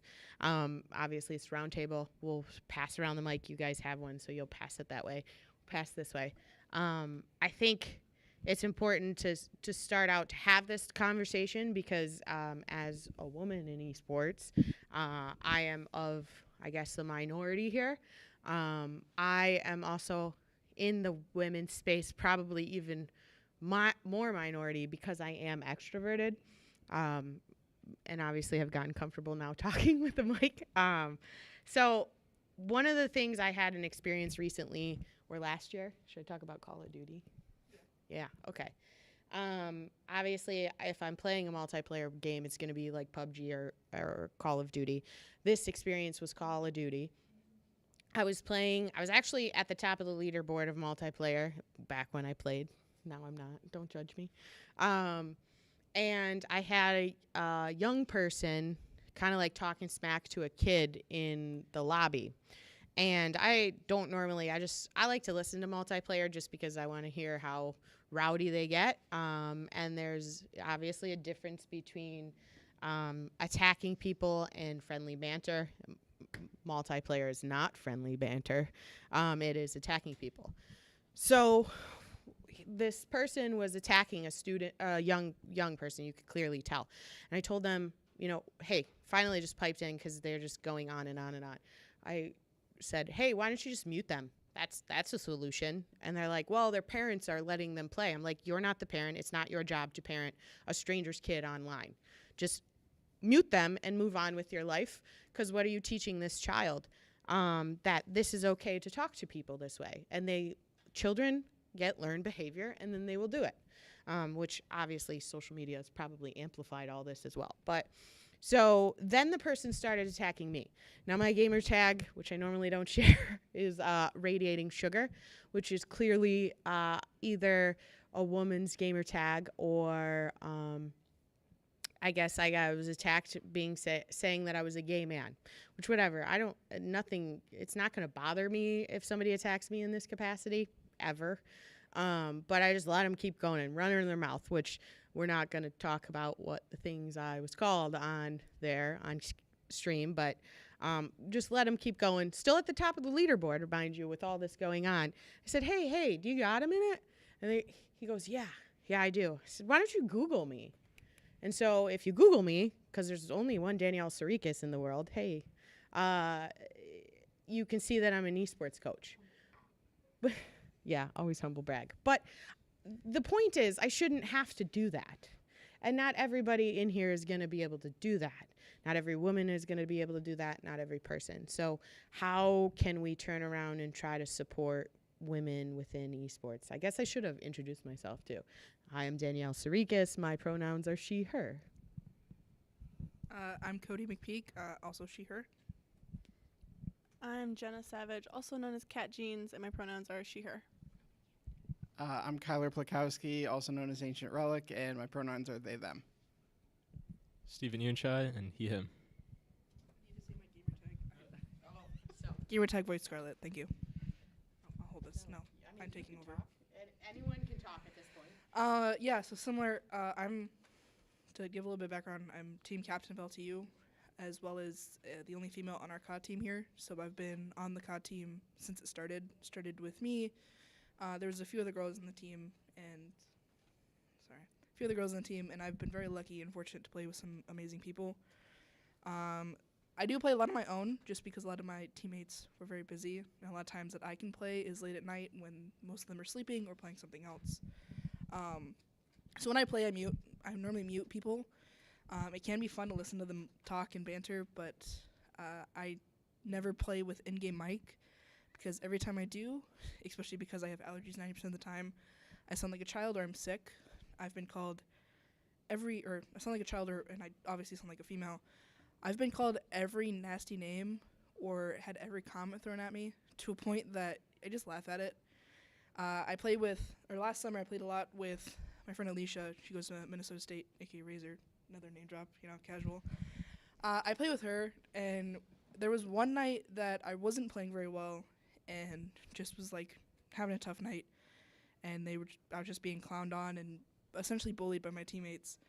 And she stepped in for me, and automatically they went on her, called her, said she had a big forehead, all this, and it was just at a point that it was all this fun, not fun stuff, but all this stuff that was like, you're saying this to someone as you have your girlfriend in the room, because I can hear your girlfriend talking.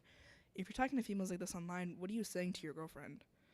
And if you're saying this stuff, it also teaches like the kids or like a lot of people I play with, because I play a lot of ranked, they have kids in the background and all this, and like you're just bullying these people for no reason, and it's making things worse, and it's making the game less fun.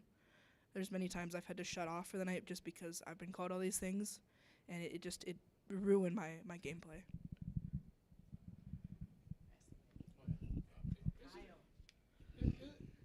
Isn't part of the dilemma the online anonymity, right? I mean, although you shared your real name, right? I mean, people have a sense of bravado when they're online. I mean, pick a Facebook group that you're in. Mm-hmm. Forget about games for a moment, right? I mean, pick anything, right? Pick a local town that you live in, the group that you're in. There are people that say things, and I think to myself, my goodness, would you say that to somebody if you were sitting across the table from them? Would you say that in the grocery store? Would you say that if your mother was sitting next to you, right? And I again, I appreciate the first panel talked about their age. I'm pretty sure I have everyone beat in that, right? But go back to when multiplayer games were online. The downfall of that was voice, right? The downfall of that was voice, because all of a sudden it was there. Go to virtual reality rooms now. Go to the metaverse, right? Go to Meta. It's a nightmare if you go into some of those rooms.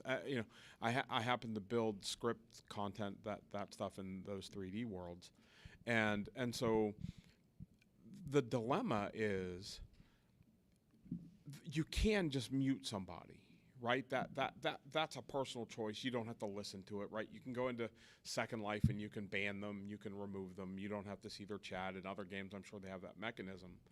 But I do think, however, that designers and people that are making the content of the games should have some responsibility to monitor that content and just shut it down, right? Because whether you feel as a marginalized group or just a person that's having a bad day, you know what I mean, whatever it is, I don't need to be called a name in the middle of having a bad day. And let me tell you, I love to talk smack. I mean, look, Jenna, in that first group, I'd give you the award for talking smack.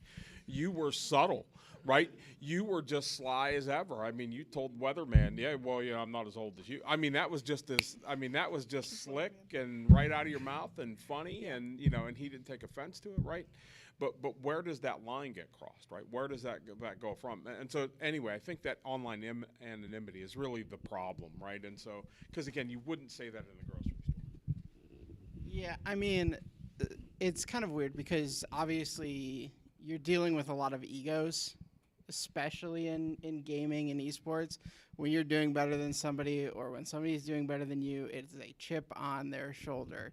As somebody who has been on both sides of that chip, I try to keep myself as tame as possible, but it's hard because yes, you do have that level of anonymity, but we also have to police ourselves in a way, and I think that the main issue is because esports and gaming is still relatively new in the pool of all of these sports and all of these games, we haven't got that level of here's an understanding. And I think a lot of that comes down to how we present ourselves.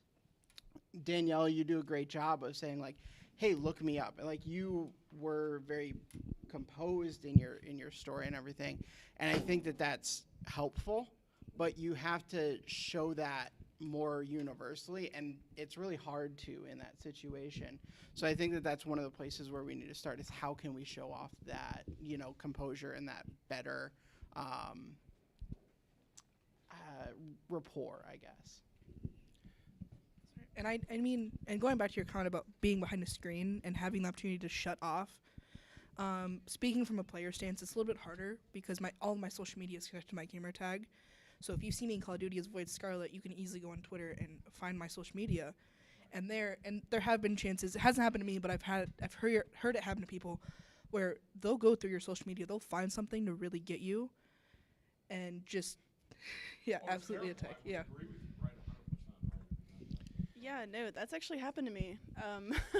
So if you're part of the Rocket League scene again, sorry, I know this whole thing's been taken over by Kyle and I in Rocket League.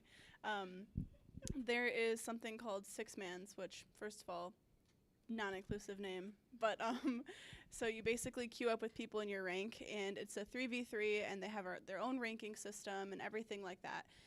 And if you look up Cat Jeans on Google, you will find my name because I do things like this. And I was playing Six Mans, and I was being awesome at the game for once and playing very well. And someone on the other team just said, like, "Hey, Jenna." And I was like, ew, what? Like, out of nowhere, they just said my name and would say, like, oh, how's KCP? How's your org? How's your players? Like, people will be very weird. But I've been in the gaming scene for a long time playing, as we said, Mario Kart, playing with other people around the world, to Minecraft, to Rocket League, and I've sort of become this kind of woman in the industry where, like, for people like Cody and like every other woman in this industry, we are getting attacked on the daily, harassed on the daily when we queue up. So my personal mission in esports and video games is to make my presence as large as possible and make my voice as loud as I can. When I play Six Mans, when I play Valorant, I use the voice chat. When people say mean things to me, I mute them. They can still hear me, and they have the choice to mute me or not, but I don't know. I don't care. I use my voice, I speak loud, and I say what I'm thinking, because the more voices that people hear from women in marginalized communities, the more normal it will be for our presence to be there. So, and I didn't start doing this for a long time because, as Cody said, these things break you down. So I hit a breaking point at one time, and I was like, is this even worth it? I don't know. But then, you know, I meet people like Cody and Danielle and women that are younger than me, and I just want them to have a better experience. Like Danielle, like, she's like 5 years younger than me, and I just want her to have a better experience than I do, and my colleagues and my friends in these games. So so I'm loud and proud in these games because it's become my little vendetta. So then let me ask. Can we let him talk? He's been waiting. It's fine. So I appreciate everything that's said, and from what I've experienced, I have an opportunity to teach in very few short years, ranging from 10 years old to 18 years old. And it might sound extreme at first in kind of a back-end way, but teaching, being able to teach and being in those classrooms, now going to the club, I put as few rules as possible inside the classroom initially, because it allows an opportunity for everyone to be individualized. So you get all extremes and all personalities in. And what I've experienced is over the course of a year or even a couple years, as the students grow and come from that perspective, is that they'll say some really offensive things, and then, but the thing is talk about the anonymity, there's no anonymity anymore. You said that offensive thing, whether it's a slur or not, and you said it in front of a person that is actually that person. And now you have to have that personal connection, and both sides have to be at a risk to be able to take that, right? Even as senior of 10-year-olds, and being able to work through it with a mentor involved, i.e. the teacher. And for a perfect example would be yesterday. We had a perfect opportunity to finally open up our game room where it's fully crowded, and there was a student in there that started throwing homophobic slurs in there. I didn't say anything initially, and I know there were students in there who were of whoever they are, you know. And you know, and I had the opportunity now to be able to share that with a leader I have, and now that leader student is going to go to that person, have a conversation, and now be able to actually be in a actual, what I feel is a safe space where people from everywhere can be in, and being able to be comfortable with knowing you're going to take that risk of being attacked, but also be able to dish out your defense as well. So yeah. So. Well, and then even like being able to dish back, like standing up for yourself, like you said, is important. But it is, you also can't be the person to stoop that low. A lot of it, you laugh it off. I mean, I've been told I have a big forehead. They don't see what I look like. They don't know what I look like. None of my Instagram or anything has photos of myself that shows my forehead. It's not big, I promise. But like, you can't stoop that low because you can be called all these things. But it's up to you to set that example, to like laugh it off. I did kind of, not directly at them, but I had one instance one night I just was being hashed left and right, again playing with Alicia, and literally just went on Twitter and I was like, man, these kids on COD are kind of weird with these insults. Like, not trying to become personal, it's just, that's what it is. Right, let me clarify what I mean by dish out. I mean seeing that stuff, like, it hurts. Okay. Like, when you say, that's what I meant by dish out, by all of it. All right, yeah, I don't want to be clear on that. Because in having that trust, having that trust, you know. What's that?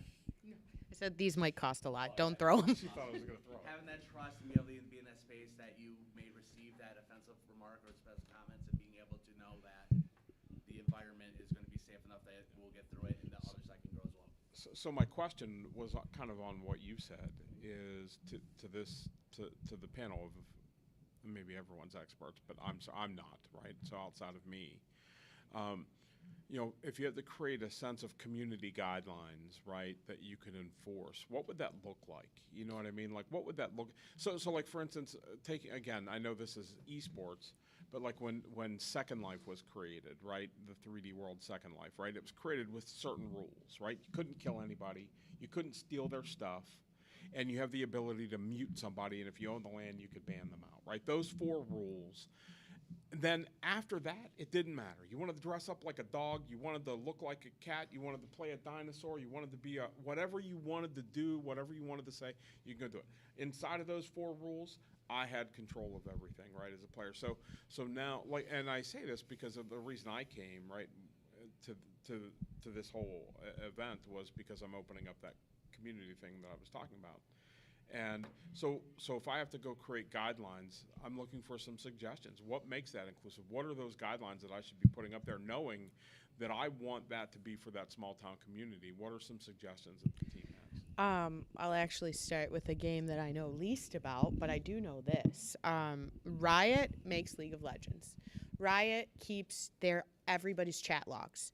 So if you want to go get a job at Riot, they pull your chat logs and they make sure you were not saying anything that was toxic or considered homophobic or slurs or anything. And if you are, you're not getting a job there. Now, that's not voice chat, that's written chat. And if you think of Call of Duty, I don't even know the figures of how many people are playing Call of Duty, but it would be impossible. And the core of the game, it's important to communicate. So the only way, like, some people want to jump in and play is if I had 4 people right now that wanted to jump in. I don't care. Like, I will talk to you in real life if you have something to say to my friend. Like, but not all of them are like that. Correct. Like, I have friends who walk into a room and will not talk to the entire room because they're afraid. So, and that's real life. That's not a game. That has nothing to do with the overall arching of video games. But I think it's important to add, like, so we can steer the conversation in a semi-important or a way of diversity. I don't have a full answer for you to put in chat logs or things. It's just monitoring your game, I think, would have to have moderators. Well, I think it's the community, right? It's you know, we don't want to allow that, right? Because if I allow 10 people to come in and play video games against each other, I don't want that scenario. What's that? Where someone is flipping out, you know, Hold on hateful one second. things, right? My And scenario so- more I the do micro, not macro. We're talking kind of seems general. Yeah, mine would be So it's micro. not about- Mine would be micro, right? My scenario would be similar to yours, right? I think it's like for your scenario, I would say And then I'll give it to you. I play soccer on Wednesdays and Sundays. We go to a community center, right? We play games. If you're gonna start using slurs or doing something, you get kicked out of the facility. You're banned from it, right? You're done. So you're not allowed to come back to that facility, and you're no longer allowed to enjoy soccer anymore. So I would say same thing happens in that micro environment. And I think something like high school is a little bit different. I mean, and at an all boys school, I mean, I've heard a lot, you know. And of course, usually the best way to handle it is as a teaching moment is you pull someone aside and you say, hey, listen, okay, maybe this doesn't involve you directly, but it's going to eventually, and you don't know exactly what you're saying or what you're doing. And also at the same time is that kid may have a smile on his face, but he might be having the worst possible day possible. And you never know. So I think using it as a learning, just a learning thing. And like, I mean, as you guys said, I mean, if I hop on Valorant, I mean, the things that I hear are ridiculous. And especially if there's a girl in the game, then with a game like Valorant, there normally is in a lobby, and you don't know until someone turns on the mic and actually says something. So I think it's more about like a societal thing at this point, where it's like, are you gonna raise the person correctly? Yeah, I thought rule 1 to be don't be a turd. Yeah. I mean, that's it, right? Well, There's probably more to it than that. I think an overall arching thing, and we're not going to get too deep in the woods of societal issues outside of esports, but if you look at, like, the glass ceiling is a real thing. I came from healthcare where it was predominantly women, and now I'm in a predominantly male-driven space. Part of the only reason I think that I'm excelling with knowing people is the fact that I'm outgoing and I can network. I know several women who are behind the scenes who you don't know they exist, and they've been doing it way longer than me. I know somebody who's been doing it way longer and should get all the accolades in the world, and is only recently because they feel like that they have a support system. They work in male-dominated space. But when 50% of your, population is 50-50, right? 51, 52, I don't know, you can look it up. But basically, if your workforce isn't showing that as well, what esports is even less. Like, look at the room. First of all, thank you for coming. But second of all, outside of, let's see, male identifying people in here are, I'm not going to assume your pronouns, I apologize, but are still outnumbering us. So, like, that's a important takeaway. And I think it's different to understand banter versus attacking somebody. Recently, a team got in trouble for their comms being on social media, and a person that identified as a woman came on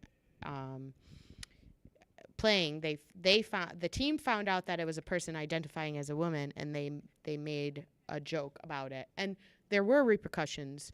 People like we play in NACE. You're not allowed to shoot bodies. I can't say this gently. In Valorant, you can't teabag your teammate. Apparently, that's a friendly gesture. You can't do those things. Like, that's considered poor sportsmanship. So leagues are doing that, but as a whole, I think we're overall arching, like, even just practicing. Like, if you don't want to practice and play, it takes the fun out of the game. You're not going to be attacked for. It's just. They're going to tell you suck or you're bad at the game. This is the nice version. And I get attacked by the way I look. Why? And also, if I'm better than them, I also get attacked. So if I'm at the top of the leaderboard and I roll the whole team, I'm still attacked because of the way I look. Why? But esports is fostering good environment. I will say that. I want to be clear that I think I've had a mostly good experience up until recently, of people being supportive and promoting. And I know a lot of directors, coaches, people in charge, GMs, they will not allow that behavior, and we all want to promote women. I think that Jenna would be a good time to talk about this. Hey. Can you clarify for me, when you say you're running a community thing, is this something that's going to be in person, online, hybrid? Yeah, so it's in person, right? Okay. So it's VR games, Yeah. little cubby holes, Okay. Xboxes, maybe some PCs, games, simulators, multi-sport simulator, that stuff. Okay. And so I envision that, we're going to have schools come over or kids come over after school, and they're going to want to play games and that kind of stuff. And so I want to foster good community inside of there, Yes. right? I can't necessarily help what's being said to them online, right? But I certainly want to be able to, like I said, put rule 1 up, don't Yeah. be a turd, Yeah. and enforce it, right? And I know I Yeah. can't put For that sure. up there, but you know what Yeah. I'm getting at. I mean, maybe I can. I mean, In So- fairness, I mean, it's my so, place. yeah. I could do whatever, but I'm looking for some suggestions because I want an open. Look, I have all daughters, and I feel bad for the boys that my daughters have dated over the years because my daughters are tough. Because I made them tough because of all the things that the three of you just said. I don't have to deal with that. False bravado, fair enough, right? I walk down that hallway. I'm 280 pounds. I don't feel like anyone's going to take me down, right? That might be wrong in fairness, right? But I'm a pretty big boy. If I walk down that hallway, I feel safe, right? but I'm just saying I can't Yeah. relate to you walking down that dark hallway. Yeah. That's a different mode, right? And so it's the same thing with speech. It's the same thing with interactions. And so I'm looking for that kind of, how to foster an environment where, we encourage people to come across and do that stuff. Yeah. Because I'm all for, I think this environment, video games, all of those types of things foster a community, right? They all have the same interests. They all have the same, all of those, and that's what I want to foster, right? I want to Yeah. foster that creativity and that competitiveness. So that's where I'm coming from. Okay, so first, I will tell you, as the Human Resources Director of Esports at Michigan State, this was a huge issue when I first joined. There was no rule book, there was no expectations, there were no precedents set. Yeah. So I formulated the entire rule book, and I did the same for women's carball. I'm the Director of Operations, but I'm also the Community Director, so I handle all of the situations in which a rule has been broken. And the first thing I want to say is that it is up to you to set the expectation from the very start. If you don't set the expectation and people start breaking rules, if you don't have a guideline or a rule book, they can just say, well, I didn't know. I had I no own idea. a company. I get it. Same Right. thing, right? So I what get it. what I really believe in is making a rule book saying no slurs, no XYZ about what you don't want to happen in your area. And then when people come in, when they sign in, they just need to acknowledge that they're going to abide by the rules that you set. And if we're talking high schoolers, obviously you don't want to be banning people from your area because you're not going to learn that way. But if somebody comes into your space, they acknowledge the rules when they signed in, and they break a rule, I think it's fair to say that you can't play games for the rest of the day. Oh yeah, fair enough, and we're going to do that, right? I mean, we are the way our systems are set up. People are going to sign a Yeah. waiver, right? They're Yeah. going to sign a community standards guideline Yeah. to say this is our community standards here. And if you break those, you're out for the day. You break them more than 3 times in Yeah. a month or That's what twice I in a would- month, you're out. That's what I Because would recommend, frankly, yeah. I don't want that. Like, it's why we're not serving alcohol Mm-hmm. in there, right? Because I don't want 20-somethings coming in to play games and just be a jerk, right? Yeah, It's the same reasons. for right? sure. So And I that's a- love to drink like anyone else. Yeah, and I appreciate you having the concern and coming here to ask people who have been affected by lack of rules and lack of guidelines and expectations, because it's people like you that are starting community centers and actually care about what's going to happen at them that can help change the future of esports. So having the guidelines set, acknowledgements, and following through with punishments or consequences is what's going to set the example and not let it happen in the future. Yeah, so, and I don't only come from the esports side of things. I'm also someone who's very into tabletop gaming, Magic the Gathering, Dungeons and Dragons, same crowd as a lot of gamers. But there's a local game store down in Ann Arbor called Sylvan Factory that I would like to shout out. I did a project for them in school, and they have their community guidelines on the wall in multiple places in their store. And I would recommend doing that. And you might want to go down there and talk with the owner, talk with the staff, because they have ways that they handle those types of situations. And if you're trying to build a good community, you need to do it at the base level. So anyone who you hire on, you want to make sure that they're on board and they're going to be inclusive. Anyone that you,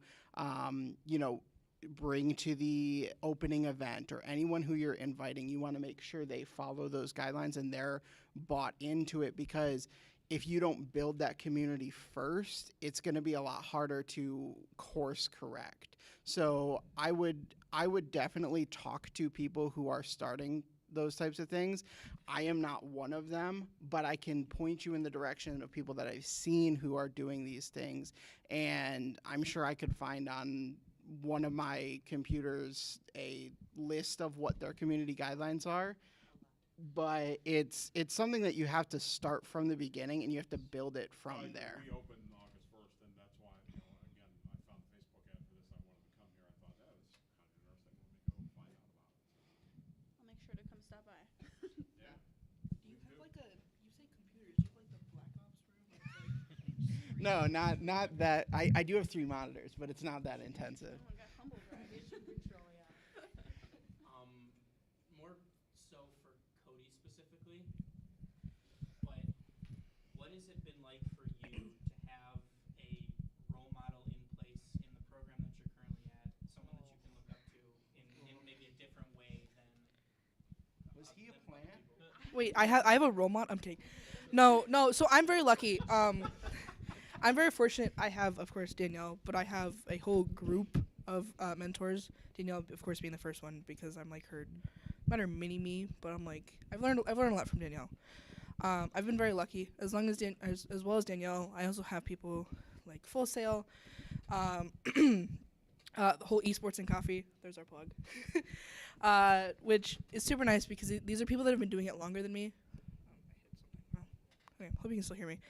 I haven't been in the competitive field for long. I started in about 2016. When I get about 2021. So when the program first started, I didn't start high school. I started college in 2020. But I'm very young in the scene. I haven't been playing for a while. I mean, my first game was the Wii, and I played against my sister. And then when I played Call of Duty on the Wii U, it was against my dad. So having mentors like Danielle, even Jenna, and all these people I follow that I'm seeing are doing these amazing things have helped me grow into a better person. I've been able to compose myself more after losses and disappointments like that because of Danielle. For example, on Wednesday I had my finals game. It was my first time ever making finals since the start of the team.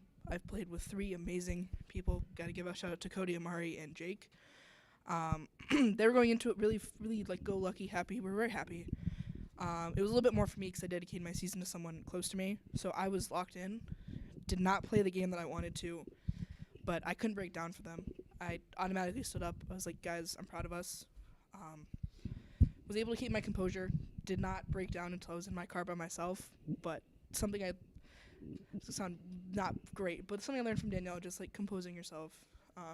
Good things will come to you. Karma's very, very much there. I've watched it happen firsthand. But yeah, the mentorship means a lot, and I hope that one day I can be a mentor for that. Again, I'm the oldest of 2. I have a younger sister, but she's not into video games, so. I guess I'll comment on Cody. I think I've seen a lot of tremendous growth from Cody. She's totally a different person than she was last year. And I don't know if she even knows it yet. And it's about growing and making the student a better person. If representation all at this end of the day is important, no matter what you think. And there's actually a documentary called, I think I just saw it, This Changes Everything.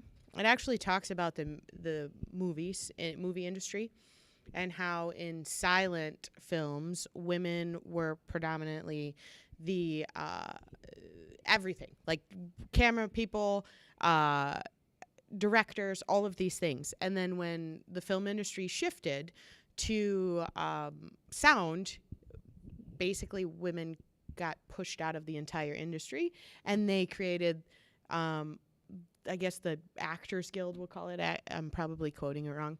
And at that point, women were not getting roles as leadership and directors.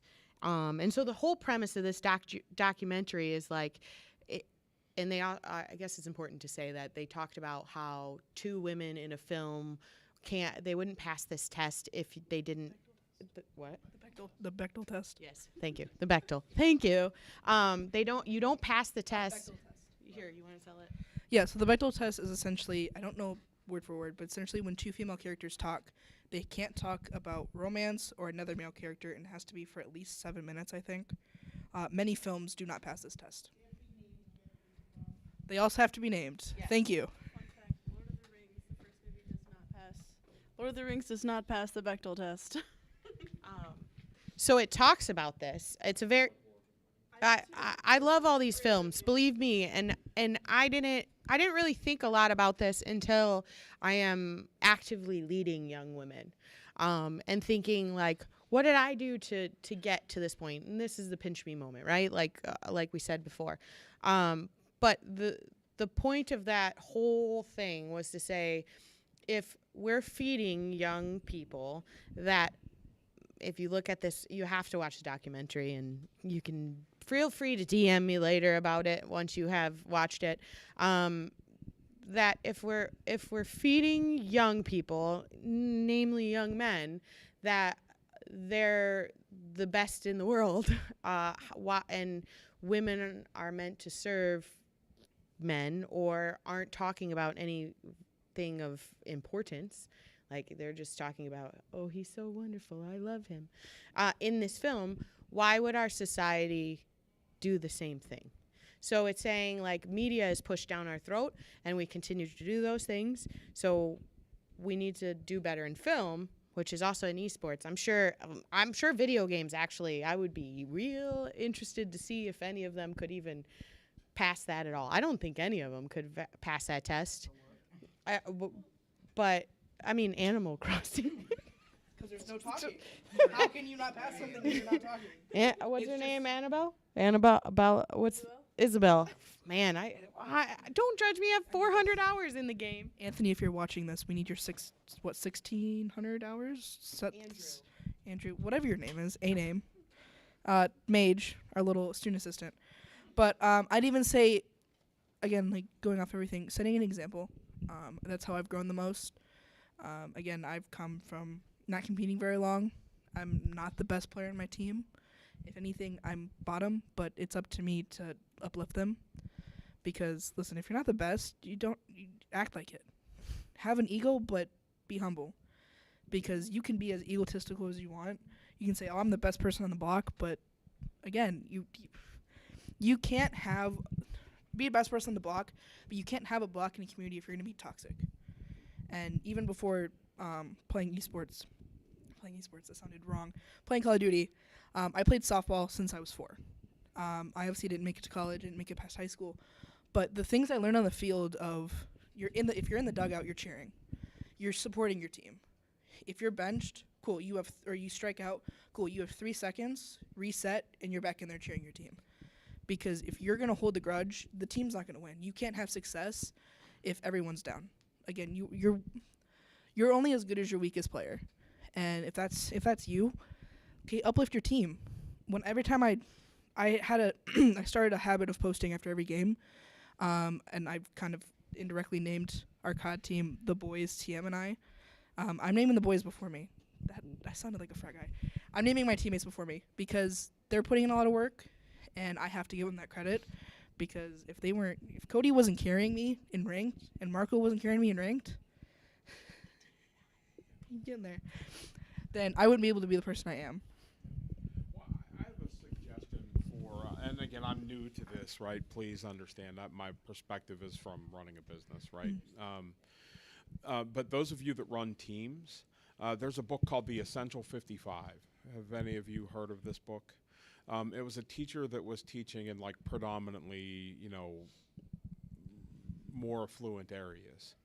And he felt like, this isn't good. I'm not really, I'm not doing what I want. I'm not helping kids. These kids don't need help. And so he went into a more, urban area and taught, and he wrote these 55 things that were differences between those two worlds. And they were things like saying please and thank you, shaking people's hands, all these, what I'm calling community guidelines, what you just said, saying, hey, good game, saying, hey, this, all these things. There were these 55 things. I would encourage you that if you have these, take that 55. You can actually, I think you should buy the book to support the guy, but you could find the PDF download of the 55 things and We go don't get promote piracy. Right, I'm just saying. I'm just saying you could get those 55 things, and out of those 55 things, I bet they apply to some of the things that we're talking about here, right? It's that whole concept of being the right person and teaching people to be the right person regardless of who you are. So again, if I can offer any advice, like I've been listening a lot, but if I can offer something to the group, I'd encourage you all to take a look at that. It's outstanding. And I make my whole team read it. So. I appreciate that. I'm actually probably going to read it in all of my free time. In the summertime, I'll read it. I don't have free time, but that's okay. Yeah, shush. so they're making jokes and saying they thought at the beginning I would get DMs at like 11:30 at night or 12, and they'd be like, Coach, are you on campus? Like, no, I don't live there. And so then they made a joke that I had a bunk that pulled out of the room because I'm there all the time, which I'm not. So I think it's a lot to do with the culture that you build. And like I said, esports is generally, I've had a good experience with most other teams and most people, and I think we continue to build it. I think it's outside of us that we're thinking more of the overall issue. Because I nip anything in the bud as soon as I hear it. Like, I'm not allowing those things to happen. In my Discord, I had all the perms written or the rules written before I opened it up to everybody. I think we promote as much as we can, but this is a predominantly male-dominated school. So diversity is an issue here, and it will be, and that's not a bad thing, but we're working on that as a whole. But even with us, we promote each other, and the people that I promote, I continue to. But the issue is supporting outside people. Like, I don't think if you were building an adult arcade bar or a virtual reality, whether it be kids or adults, I don't think you're going to have an issue at some point. No, it's 100% going to happen. But I don't know if it'll happen to the level of which we're talking, because there's still somebody there overall guiding. Like you said, I think social media bred this culture, and it will continue to breed this culture.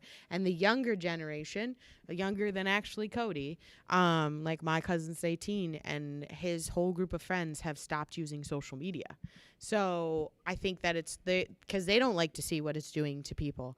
But they come to my facility and they're better, and then they go to your school and they're better, and they go to your school and they're better, and then they come to your school, they're going to be better. And so that's why it's important that I do it at my level, right? Right. And so that was my only point, right?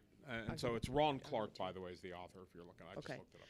I think that the one thing it will be better. All these people have not had mentorship and guidance, and I think I've been attacked by older men more than I have younger men. So that's not going to change. Online, you could just tell by the vibrato in their voice. And so I don't care. Like I said, Google me. The end. I don't you're going to your boring day job, and I work in esports. And I'm not being mean or rude. It sounds sassy, but like I'm one of the few that have that pull or humble brag, not humble right at this moment. I shouldn't have to do that. I should not. My friends shouldn't have to do that. So, yeah. So I want to touch, because like we're talking about building up the younger generation, but like one of the things that I find in esports, and you can probably trace this back to all of the leagues, is we need better content around them. Like, I'm in a position where I am working on our production end for LTU, for their esports team. And one of the challenges that I have is trying to tell the stories of our team, of our thing. Like, I want to actually have a full, video about Cody, about Danielle, about all of these other players. And, I have a little bit of a distinct advantage since I am, outward male facing. So I can use my voice to help and lift these people. But the issue that I see in a lot of these all-female teams is that's their thing. We're the first all-female league team. We're the first all-female Valorant team. And you miss out on the actual stories of the individual players, which is what gets people to buy into those players, to buy into those teams. And if we can start doing a better job of making Cody, Danielle, Jenna, anyone else a better role model for the kids who don't have them physically in their lives, but they can look up to somebody, because all of us got into esports because we saw it was cool, and probably because we saw one of our favorite players win a championship or something along those lines. So I think that kind of needs to be a starting point for a lot of places as well. Actually, you brought up like all female teams, and I was gonna pose a question to you guys. First off, I work at an all-male school, right? So I've only got, or at least, some may identify differently. I'm not sure. Most of them, if they do, they probably don't tell me anyways. But I also have a unique perspective as a professional team owner. We've had an all Valorant females team before.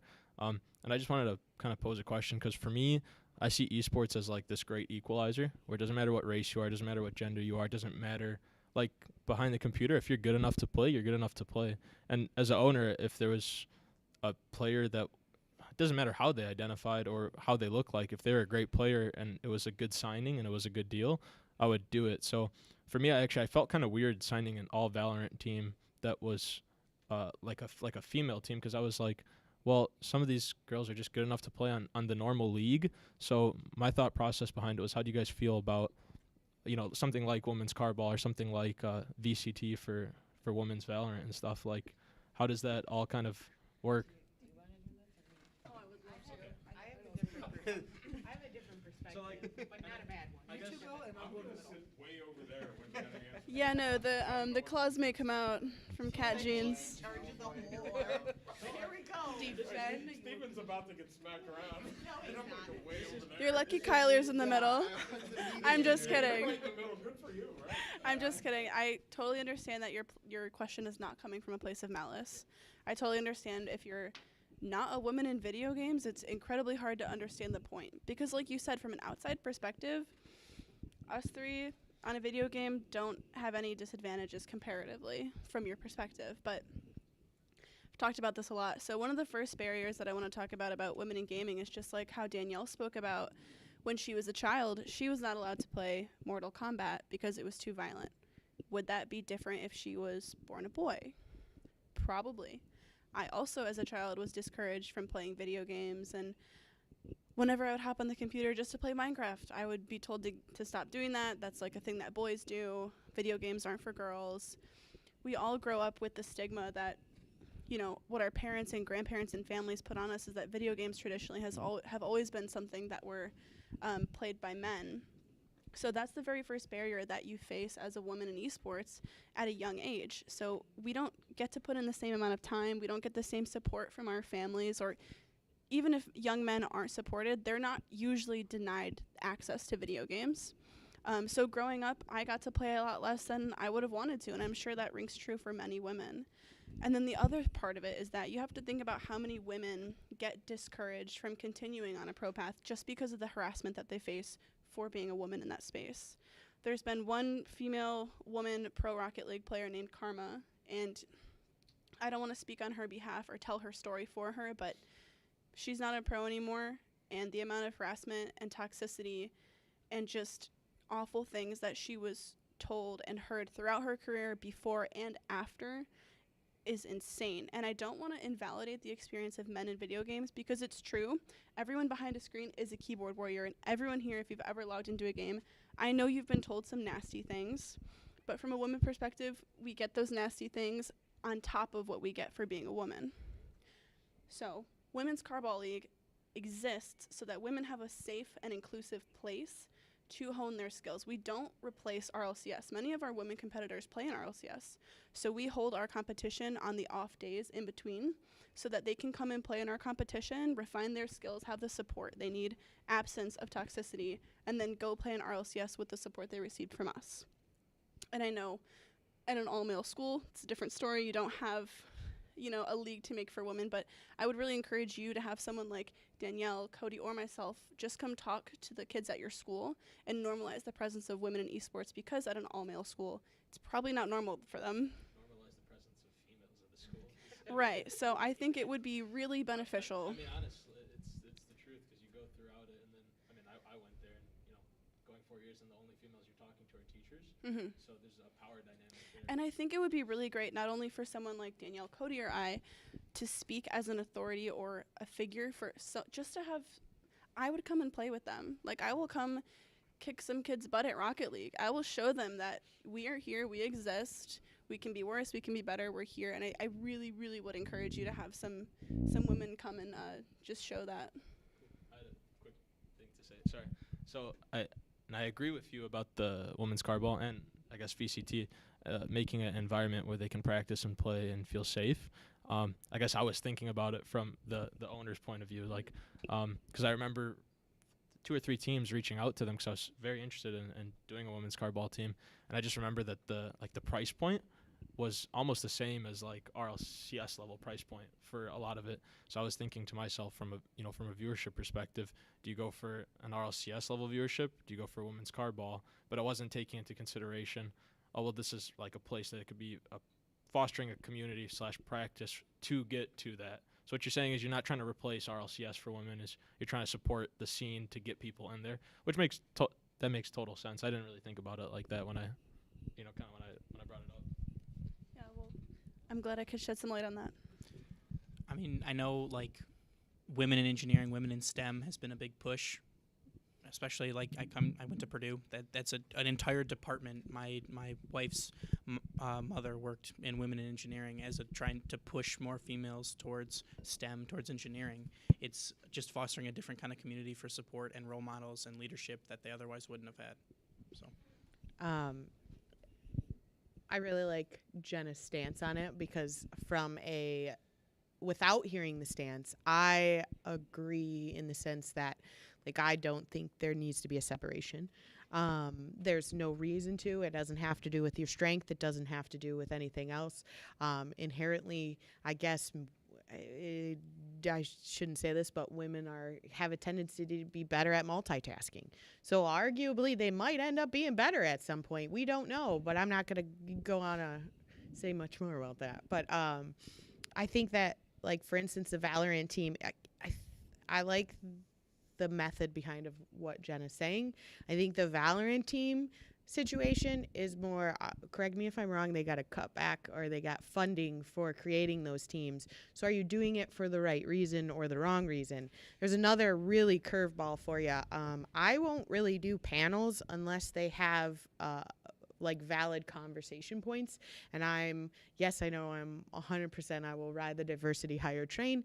Thank you. But like, I won't do panels if you're just putting me on there to be like, hey, what do you think about this?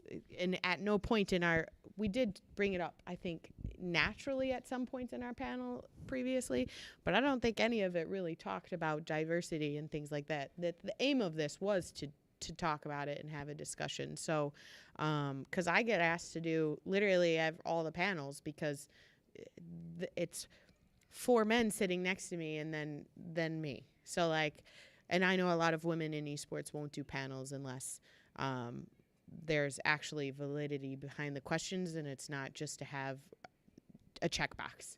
So I'm going to let Cody talk. I think that we should start wrapping this up because we could talk all day. We can talk after this. I welcome conversation. But we're at some point going to have to end this. So here, Cody.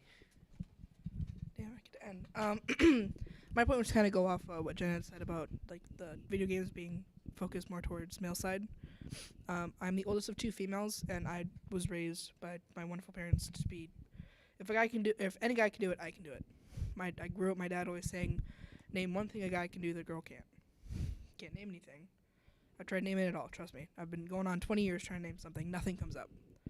Then he would flip it. No. I can't. Keep it to yourself. No. This is my moment, thank you.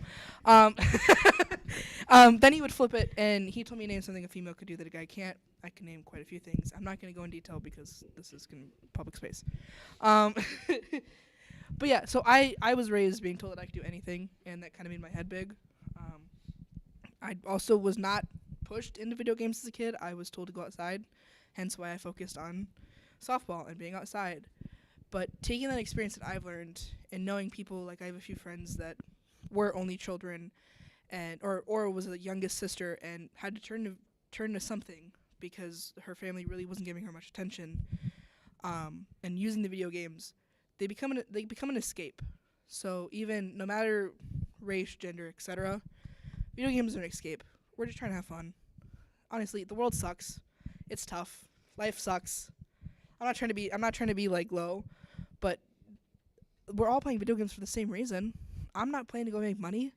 I'm playing because I can hop on COD and have a lot of fun, or I can go play. Like last night, I was playing Sons of the Forest with my friend. Turn on the big head mode. We're just having fun. We're just trying to escape reality. That's what this is. So there's no reason that you should be discriminated against because you're a female or you're this. Like, you're just trying to have fun. And then go back to my point that I wanted to say with the women only, hearing both stances and being someone that watches these leagues and stuff like that. Seeing female and even having female teams are great. Again, I don't agree with getting more payment because you're female, but I also enjoy the women's car soccer. Was it carball? Did I say it right? Carball, sorry. I'm not a Rocket League player, obviously. But leagues like women's carball where they're giving you the space. Again, I play Call of Duty, so I watch the CDL. I have a friend that's just getting into it. She asked if there's any female pros. Told her no. We have people like Alley Cat, who's a caster, a streamer. Amazing. Great to see the representation. I just want to be able to see someone play. Like, don't get me wrong, the pros are great. I love people like Scump and all that, but I want to see a woman play. I want to see a woman get in on it. There's a lot of trash talk in that league. I want to see a female get in on it, or anyone that's not cis male. I'm gonna close this out. Sorry, I'm not stifling you. There's one that you might want to look up that's gonna be actually I just met this week. Steffi Bau. She is a former Italian motocross fastest woman alive, first woman to race in the pro scene of motocross. And why she's relevant here is she got into esports and she wants to make accessibility for young women to the racing scene because she reached barriers. Again, we don't want to tell too much of her story, but and she's an amazing human and is making it like, for instance, iRacing, the barrier is really very, very expensive to get in. Well, guess what? After talking to her, it's not. And it has a lot of promotion and an amazing person that's leading it. So it's really everyone should look up to her, and even every human, not just women, because she's just got a great, phenomenal story. So I guess we'll wrap it up and say thank you for participating and thank you for sharing everything that you shared, and having the like Jenna said, just even being present and listening to this conversation. We do have a lot of issues and more than you can even imagine. Pose as a female gamer and you're going to find out. So thank you.